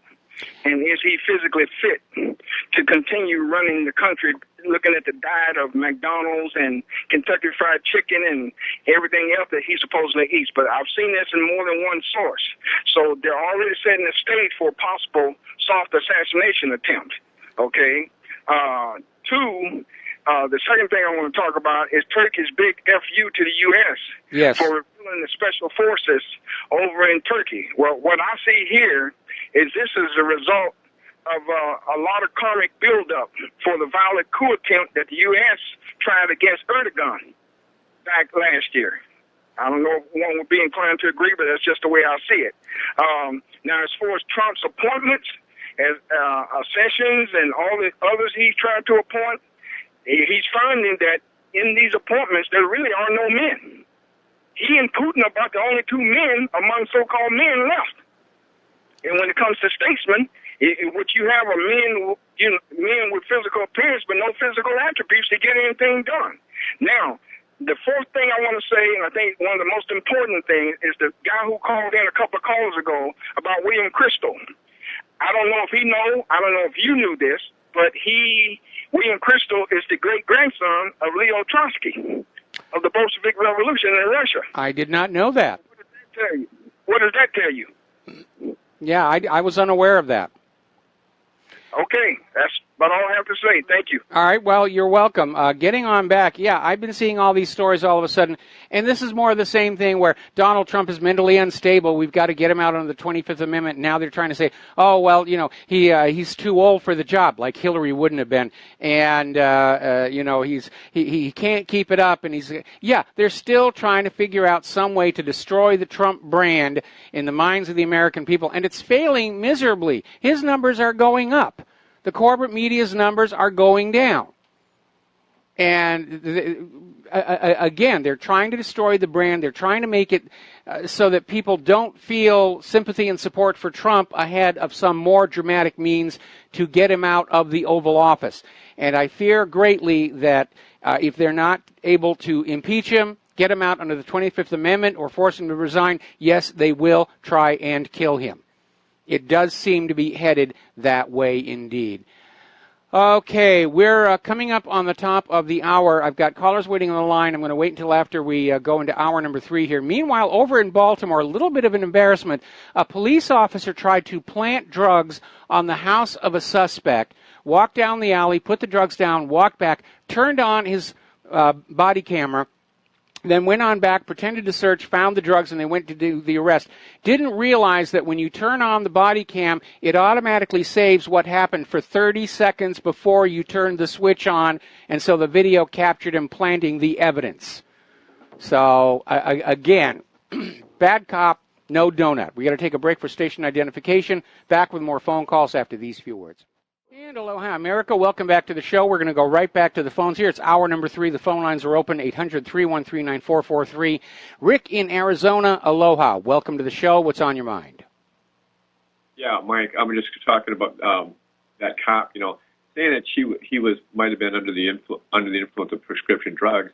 That would be saying, well, the police department was letting him work while he was under the care of a psychiatrist, because that's the only place you're going to get prescription drugs, right? No, you can get prescription antidepressants from an ordinary doctor, and again, because it's considered okay in the medical industrial complex, police are allowed to take the same prescription drugs as anybody else until somebody officially says there is a danger here, and people in a position to cause harm carrying a gun, police, security guards, whatever, should not be allowed on these medications. They're going to still be allowed to use them. Right now, the way the system is set up, there is no reason, or there's no mechanism for saying police officers on duty carrying a gun should not be allowed to have these medications. And therein lies the problem. As long as the link between these medications and violence is being suppressed to protect the profitability of the pharmaceutical companies, these kinds of tragedies are going to continue. And the cases where death or mass shootings happen make the news, but we know there are other correlations. There's a strong correlation between the penetration of these drugs into the American marketplace and the increase in per capita instances of domestic violence. And I'm trying to collect the data regarding road rage, bar fights, and other less lethal forms of aberrant, erratic, spontaneous violence. Because I think there's a case to be made there. And I'm not the only one. Congress did see a reason to hold hearings on this, but under lobbying efforts from the pharmaceutical industries, they chose to do nothing. And because of that, it was perfectly legal for this Officer Noor to be on these medications as long as they were prescribed by the appropriate medical practitioner. Okay. Now, the Minneapolis Tribune is reporting that the driver's side police officer was fearing an ambush, and she may have been a decoy. Now, there's a lot of tension in Minneapolis right now, and so I'm going to go with this as a possible false flag to balance the scales and give the black community some satisfaction. I'm going to go with the Minneapolis Police Department is trying to come up with any kind of a story that's going to save him from a multi-million-dollar civil lawsuit. Yesterday it was fireworks. Yesterday they were saying, the guy responded to fireworks, and then somebody pointed out fireworks are illegal in that state, and so now this idea, he was afraid of an ambush. Okay, they're trying to protect themselves from a civil lawsuit at this point. And I want an answer to the question if this Officer Noor was on these medications, if for no other reason than to rule them out. Yeah. Well, at least the blacks got some satisfaction out of it. I don't see how that. There's a lot of tension. That cop shot that guy last year, and Minneapolis is a pretty dangerous place for cops right now. I'm just saying. I'm not buying it. We're talking about an Australian woman in her pajamas. It doesn't really feel right to me. All right, Rick, we're going to let you go. Thank you very much here, and we're going to switch to James in Anaheim. Aloha. Welcome to the show. What's on your mind? Hi, long-time listener of about an hour, first-time caller. I'm sorry I've never heard of you before, but you're amazing. Thank you very much for bringing me on. I'm totally ecstatic that somebody turned me on to you. Thank you. 2 things to load up. You're welcome. 2 things you could load up in your mental database: Seth Rich and Natalia testifying. In regards to Seth Rich, add Kim.com, because at a certain point, Kim.com said, "Hey, I have proof to that Seth Rich, his code name or his username or whatever was Panda, that he was the Podesta WikiLeaks." And expose all that information. Of course, she's dead now. So that's one question. Do you believe that? The question really is: do you believe that there needs to be a more thorough investigation? That's one question. In regards to Natalia testifying, it almost appears as like she can't wait. She's baiting these guys to bring her in front of Congress so she can make fools out of the DNC, which I can't wait for. Do you believe that's kind of happening right now? That's my second. Okay, well, let's start with the first one. First of all, there are other indications that Seth Rich was the leak of the DNC Podesta emails to WikiLeaks. For one thing, the leaked emails stop just before he was murdered. Second of all, Kim.com had the confirmation of that.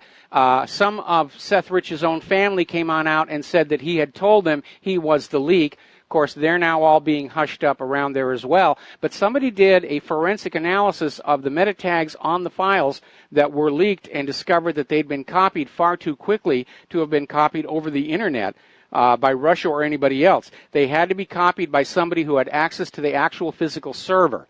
And so that's another confirmation right there. As far as an investigation, I would love to see it happen. But you can understand there are so many people who want this issue to go away because the DNC has bet their credibility on Russia hacking. Hillary has bet her credibility, what little she has left, on Russia hacking. The corporate media went along with this story for month after month after month. If it comes out Seth Rich was the leak and was murdered for it, they're all going to take a major credibility hit, and they don't want that to happen. Plus, there's that other aspect behind it that it's going to renew interest in all these other scandals surrounding Hillary Clinton. First and foremost, that email server. And Sean Hannity is right to be out there pushing for that right now. Moving on to Natalia, the lawyer. The last word we have is that she has basically said she was set up for that meeting as well by this Magnitsky Law lobbyist. And she's feeling like she was suckered into this. So this whole meeting was a manufactured incident. The day after Hillary lost to Donald Trump, they sat around and came up with this Russia stole the election for Donald Trump, and they needed to manufacture evidence to support that. And this meeting was one of their attempts to do so, along with attempting to bribe this arrested hacker in Europe to admit he was hacking the American election on behalf of Russia. And they offered him, get out of jail free card, bring him to the United States, buy him a home, give him a bunch of money. And he turned them down, to his credit. But we know this is how it operates. They come up with an idea and a story, and then they manufacture the evidence to say, see, this is what's going on. Except at this point, nobody in the United States of America is going to take anything coming out of the corporate media or anybody in government at face value. We have been made utter fools of before the eyes of the world too many times, whether it was Saddam's nuclear weapons or Assad's sarin gas or torpedoes in the Gulf of Tonkin or all the rest of it. We don't want to be fooled again. And we need to be very, very skeptical. And so, again, the polls are showing only 6% of Americans even think this Russia-Trump story is important anymore. They're losing this fight. And they don't know what else to do, so they're going to keep on pushing this nonsense. It's disgusting, it's shameful, it's degrading, and we look like fools to the rest of the world.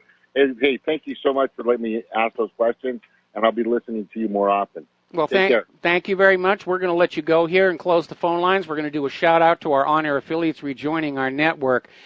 Now then, do you remember all of that Black Lives Matter, the rioting, the ruckus that they were making, especially after Hillary Clinton lost? Well, it's starting to have a backlash on all of those institutions that went along with it.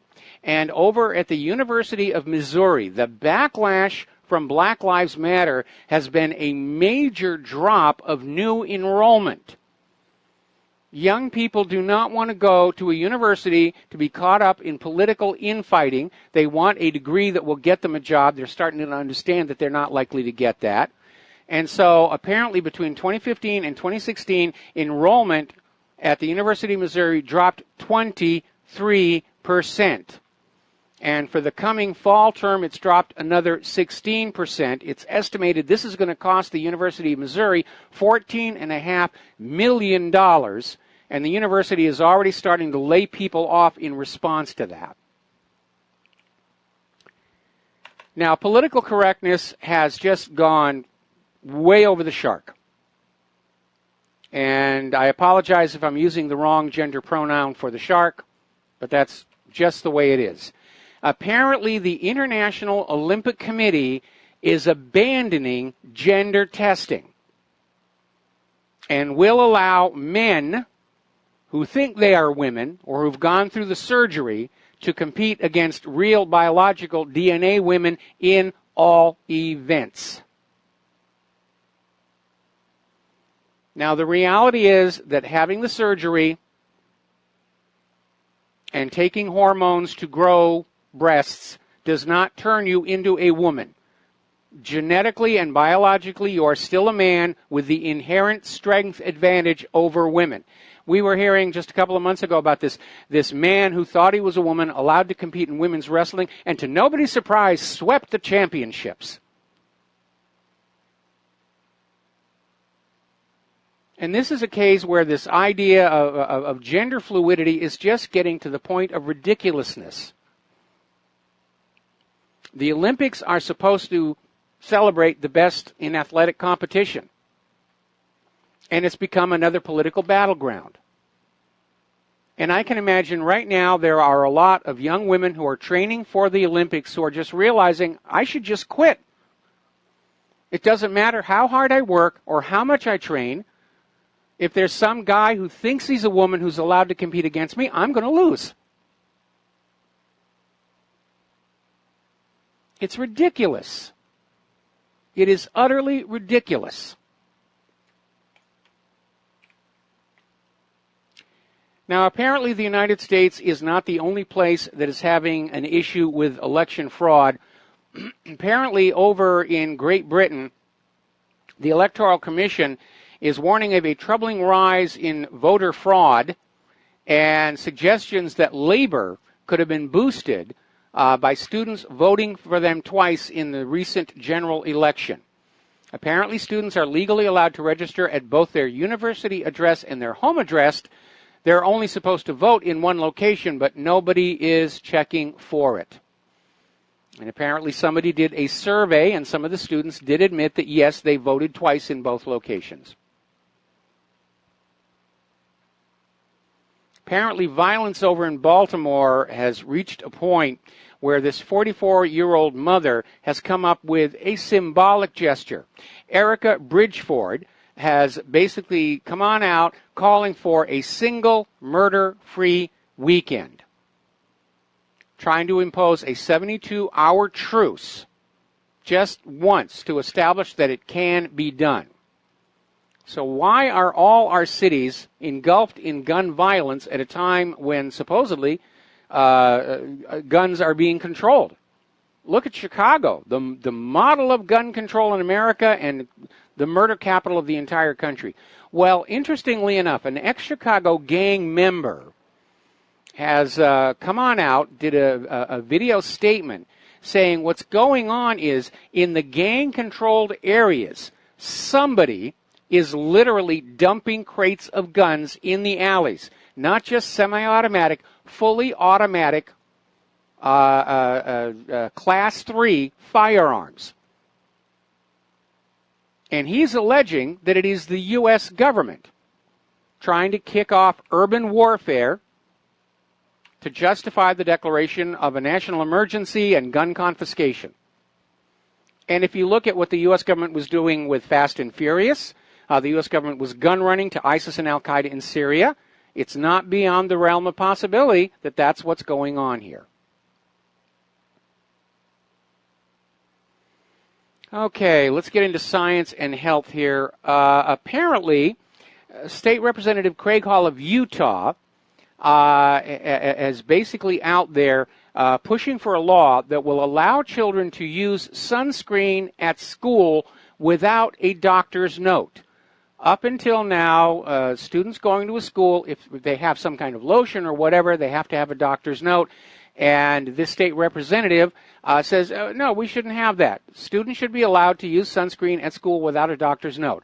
I wonder how much stock in the sunscreen companies State Representative Craig Hall happens to own, for two reasons. First of all, if you're in school, except when you're out there for physical education, you're indoors. You don't need sunscreen. And by the way, they admit that this state representative is an unabashed proponent of sun protection. Best sun protection, big hat, put on some clothes. And the other aspect, of course, is we know that a lot of these sunscreens have dangerous chemicals in them. What they're trying to do is get these little kiddies into the idea of slathering on the sun lotion all the time to turn them into dedicated, loyal consumers of yet another questionable product. And speaking of questionable product, this is over at this store, apparently TV station WTVD did a study and found out that makeup being sold to tweens and little girls actually contains asbestos. And they're saying, are these cosmetics safe for girls and teens? And I would add to that adults. Because the cosmetics companies have a little bit of a loophole they like to use. Because cosmetics are external, they are not subject to the same stringent requirements for ingredients and safety as food would be. But it's a myth that cosmetics stay on the outside of your skin because the body is very porous. If you ever take a physiology course, one of the experiments they will do is rub garlic on the bottom of your foot and then time how long it takes for you to taste it in your mouth. And so all of these chemicals being put on the skin of these children, it is getting inside them. So apparently tests were conducted on these products at a private lab in Greensboro, North Carolina, and asbestos was discovered in this product called Just Shine Shimmer Powder. Now remember, it can take 10 to 40 years for symptoms of mesothelioma to appear. These teens and girls may already be in trouble and they don't know it. Won't know it for a while. This is getting a little bit dangerous here. An FDA panel is recommending approving a leukemia treatment that actually alters the genes of the patient. And it sounds like the stuff of science fiction. And given how recklessly genetic engineering has been conducted to date, there is another potential problem here. We're talking about the FDA allowing medications that when you are given them, they will change your DNA for you. And apparently a panel of cancer experts who are probably financially involved in this product endorsed the leukemia treatment on Wednesday. And apparently the FDA is not required to follow the panel's recommendation, but usually does. Now, over in Great Britain, their government is getting ready to pass a law that outlaws any advertisements showing gender stereotypes. Apparently somebody called up and complained about a commercial showing housewives cleaning and children playing with gender-biased toys. Now, as somebody who's worked in advertising and produced and directed TV commercials, I'm going to tell you right now, there's going to be nothing to work with in terms of creating a story. for the commercial, because the commercial has to be entertaining. It has to involve the viewer, or it's simply not going to be effective. You have to lure them in. And what are you going to do? Go against the gender stereotypes? Have the husband cleaning the house? It's actually going to turn off both women and men. There have been all kinds of studies that have been done throughout the years by the advertising industry showing that most people have a psychological comfort with the stereotypes they grew up with. But again, liberals are still clinging to that belief that if they change the environment, they can change your brain. Even though it has been disproved, even though Margaret Mead's coming of age in Samoa, which started all of this stuff, has been revealed as an intellectual fraud. They still keep pushing on this idea. Okay, we're coming up here on a commercial break. When we come on back, we've got some stuff about computers. Join us on the air, 800-313-9443. We're going to try and switch machines and get a better sound quality connection over this next break. So we'll be right back. And aloha, America. Welcome back to our show here. We're going to go to the phones. Sean in Seattle. Sean, aloha. Welcome to the show. What is on your mind today? Hey, how's it going, Mike? Just wanted to mention that I haven't heard you talk much about the net neutrality or whatever, and I was just wondering what your take was. I don't fully understand it. I know that they were trying to, the internet is a different thing, but I know they're trying to just suppress the internet like they're trying to make it into like TV, like cable, where it's like you can only watch or see one thing or whatever. But anyway. Okay, well, basically, in brief, net neutrality, as the internet began to grow, net neutrality was a principle that all carriers had to carry all traffic, and it came out of a principle called common carrier, which was itself a result of the breakup of the Bell Telephone Company into the regional telephone companies, and arguments over whether this telephone company had any obligation to carry the traffic originating at this telephone company over here and ending at this telephone company over here. And so it was established that, yes, all of the telephone companies, although they were broken into separate companies, the telephone system had to be run as a single network with equal access to everybody. And, of course, that was a good idea. Net neutrality was a continuance of the same thing. Now, the idea, they want to get rid of net neutrality in order to provide a fast lane on the internet that will be available to content providers willing to pay the fee, such as the streaming video people and so forth. And obviously, for small websites like myself, we would be relegated to the slow lane. And so it's basically taking the internet and prioritizing it for the benefit of large corporations. Which is devastating. I mean, this is horrible.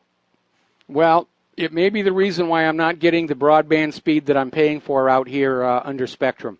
But, of course, Spectrum's already been sued by the state of New York for advertising so much bandwidth and not being able to deliver it.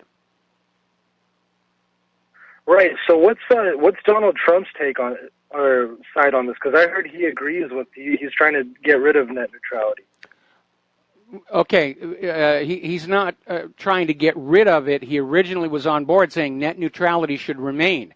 It's the large corporations and the corporate media and the internet service providers themselves want to get rid of it in order to make more money and to have more control over what computer users are seeing and doing, to run more commercials, to sell more movies, and so forth and so on.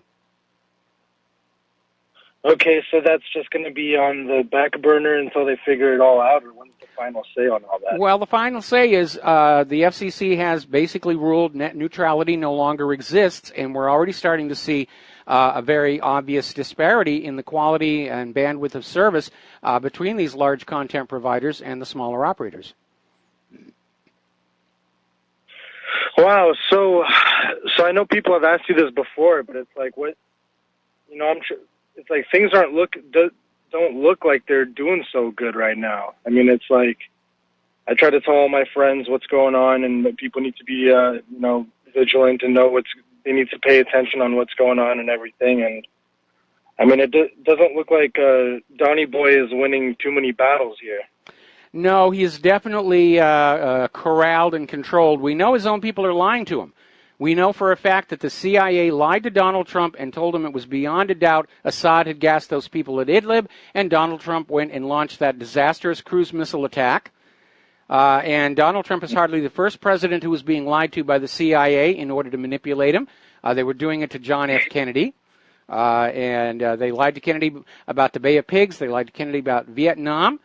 And we have too many people at the tops of these intelligence agencies who think they're actually running the country. When J. Edgar Hoover was in charge of the FBI, he called his own office the seat of the American government. Mm-hmm. Yeah, that's right. So Trump needs to go on the offensive. He needs to get aggressive. He's got to regain the initiative, and he needs to understand that loyalty in Washington, D.C. is not automatically to the person who is signing your paycheck and who is nominally your boss. There are lots and lots of hidden allegiances all over the place. And Trump, again, he was as naive coming into the White House as Jimmy Carter was. We got to take a break here for commercials. We'll be back with another phone call after these few words.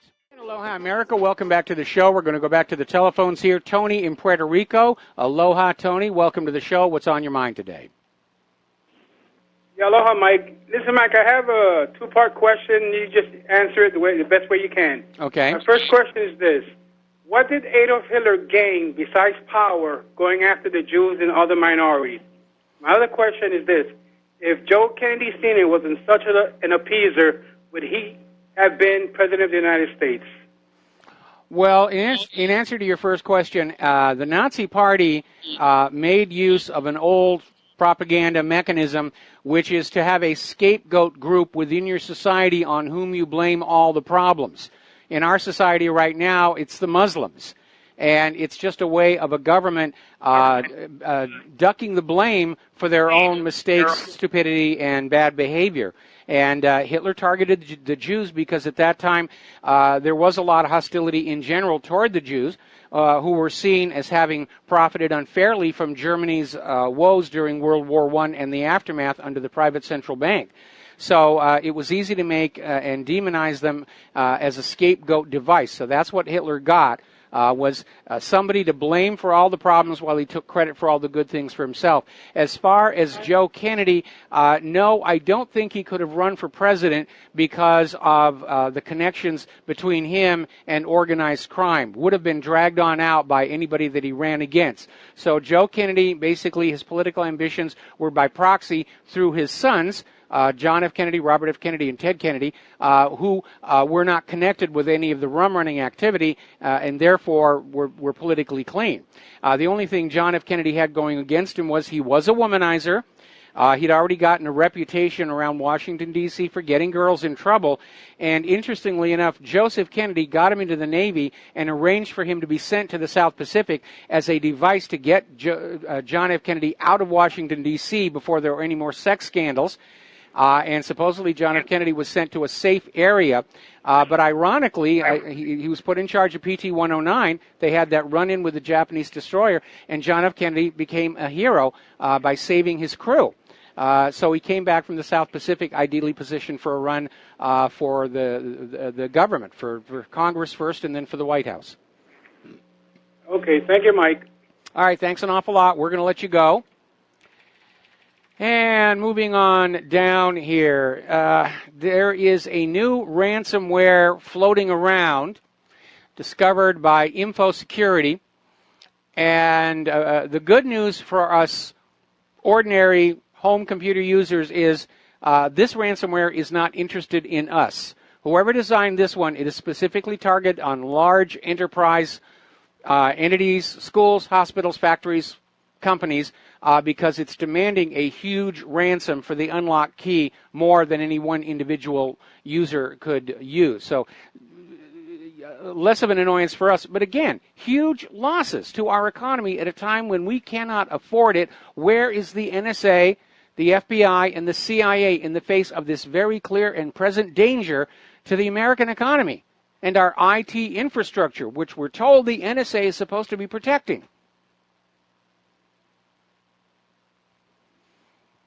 Now, there's been another vector discovered for identity theft. If you have a Facebook profile and you change your phone number, you need to make sure you delete your old phone number, because apparently scammers have found out a way where they can basically go to the phone company that you were at and specifically request your old phone number. And then once they have that, they can go back on into Facebook using your old login credentials, your old phone number, and get your personal data.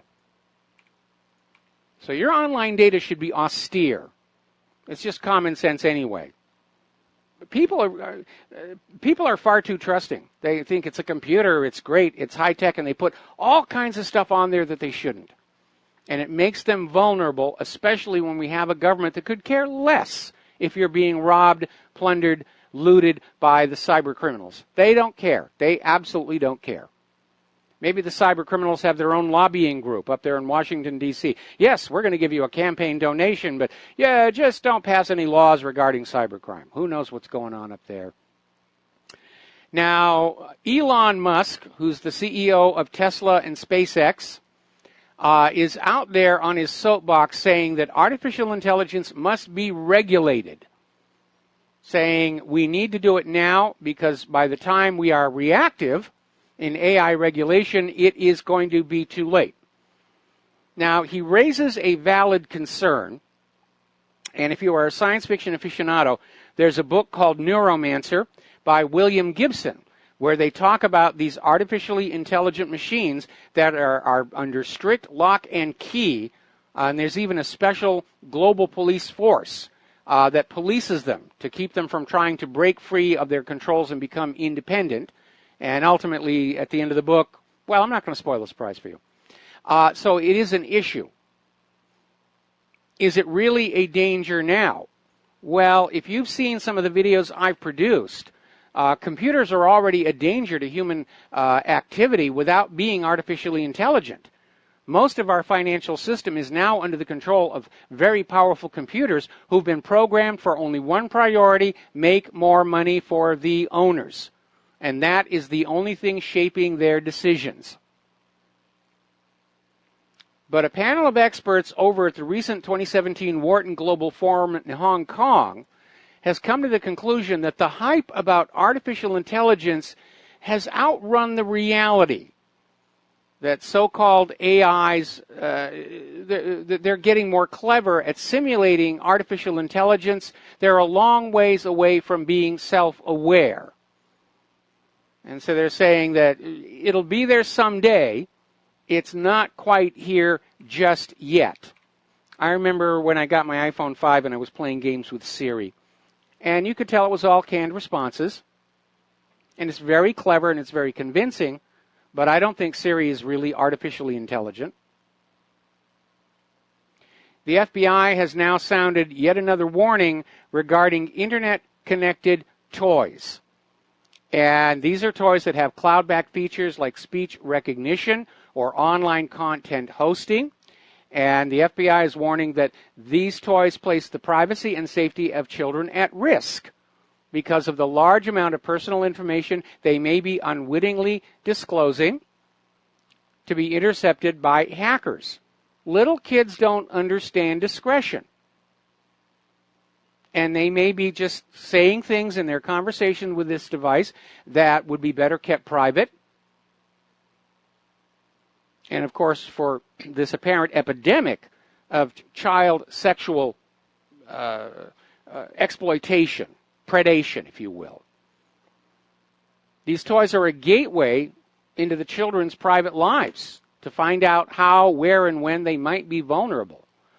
I'll be very honest. If I'd been fortunate enough to be a parent, I would not allow my child to have these things.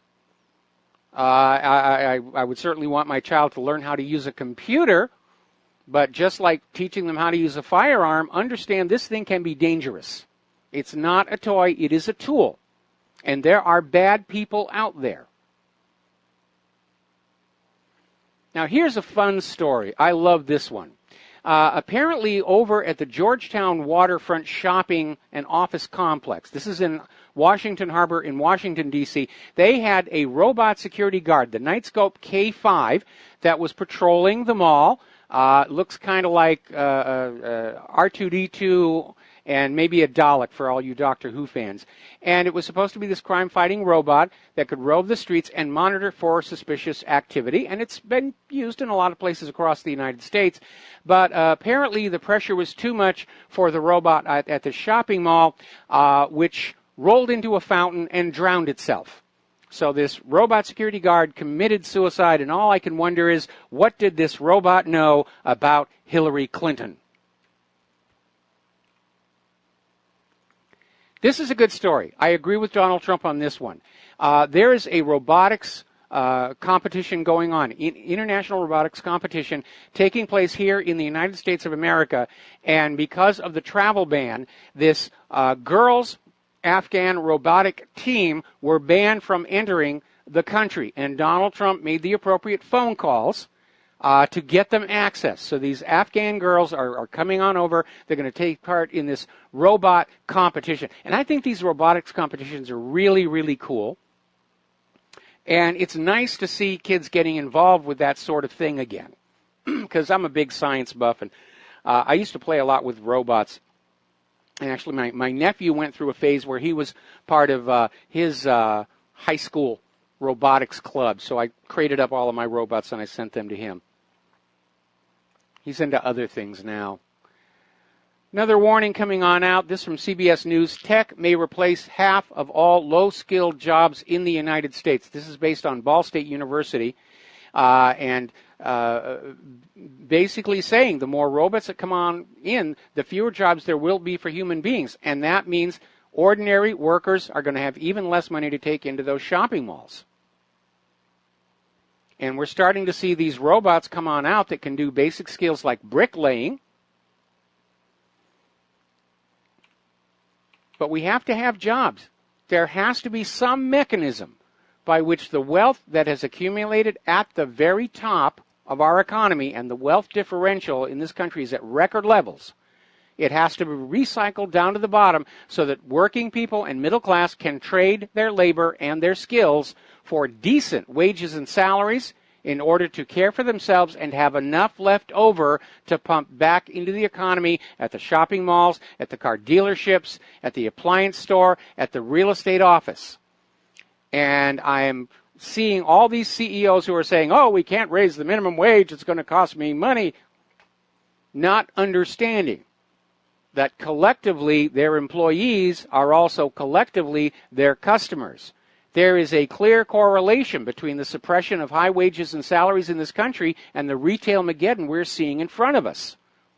But the money junkies can't see beyond the end of their own wallet, and they just don't seem to comprehend what's going on over there and why the system is locking up.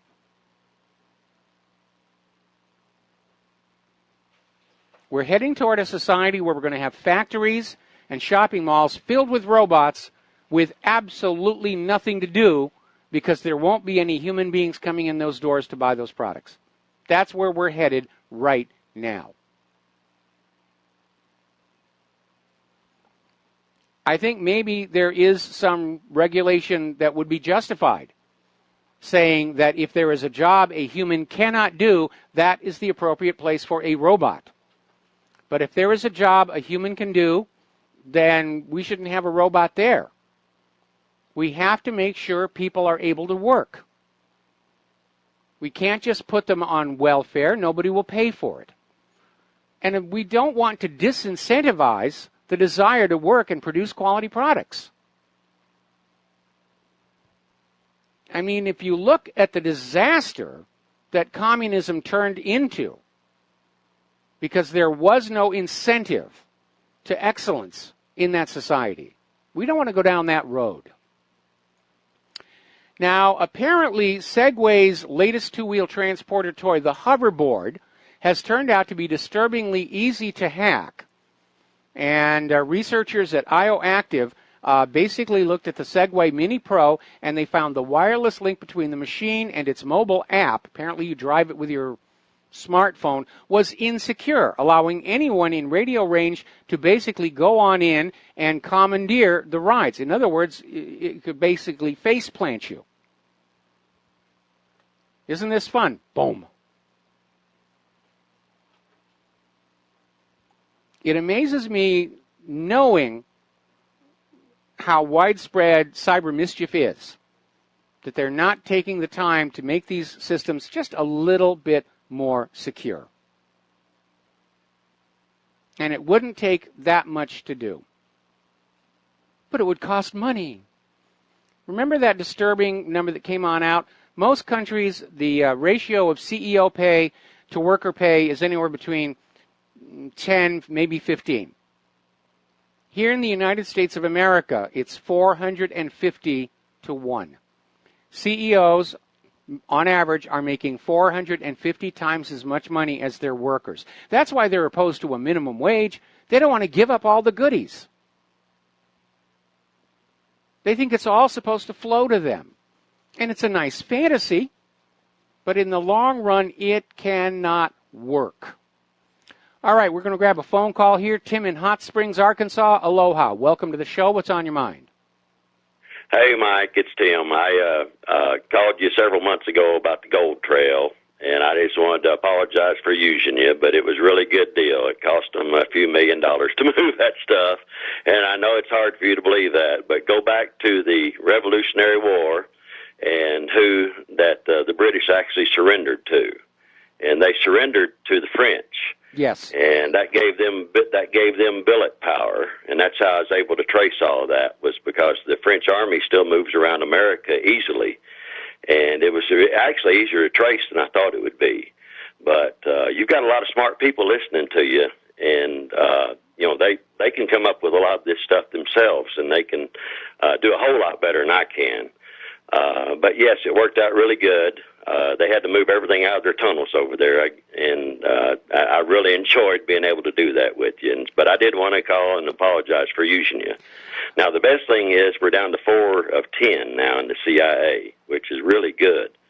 And but if you notice, there wasn't a single story about the gold for like 3 months after that.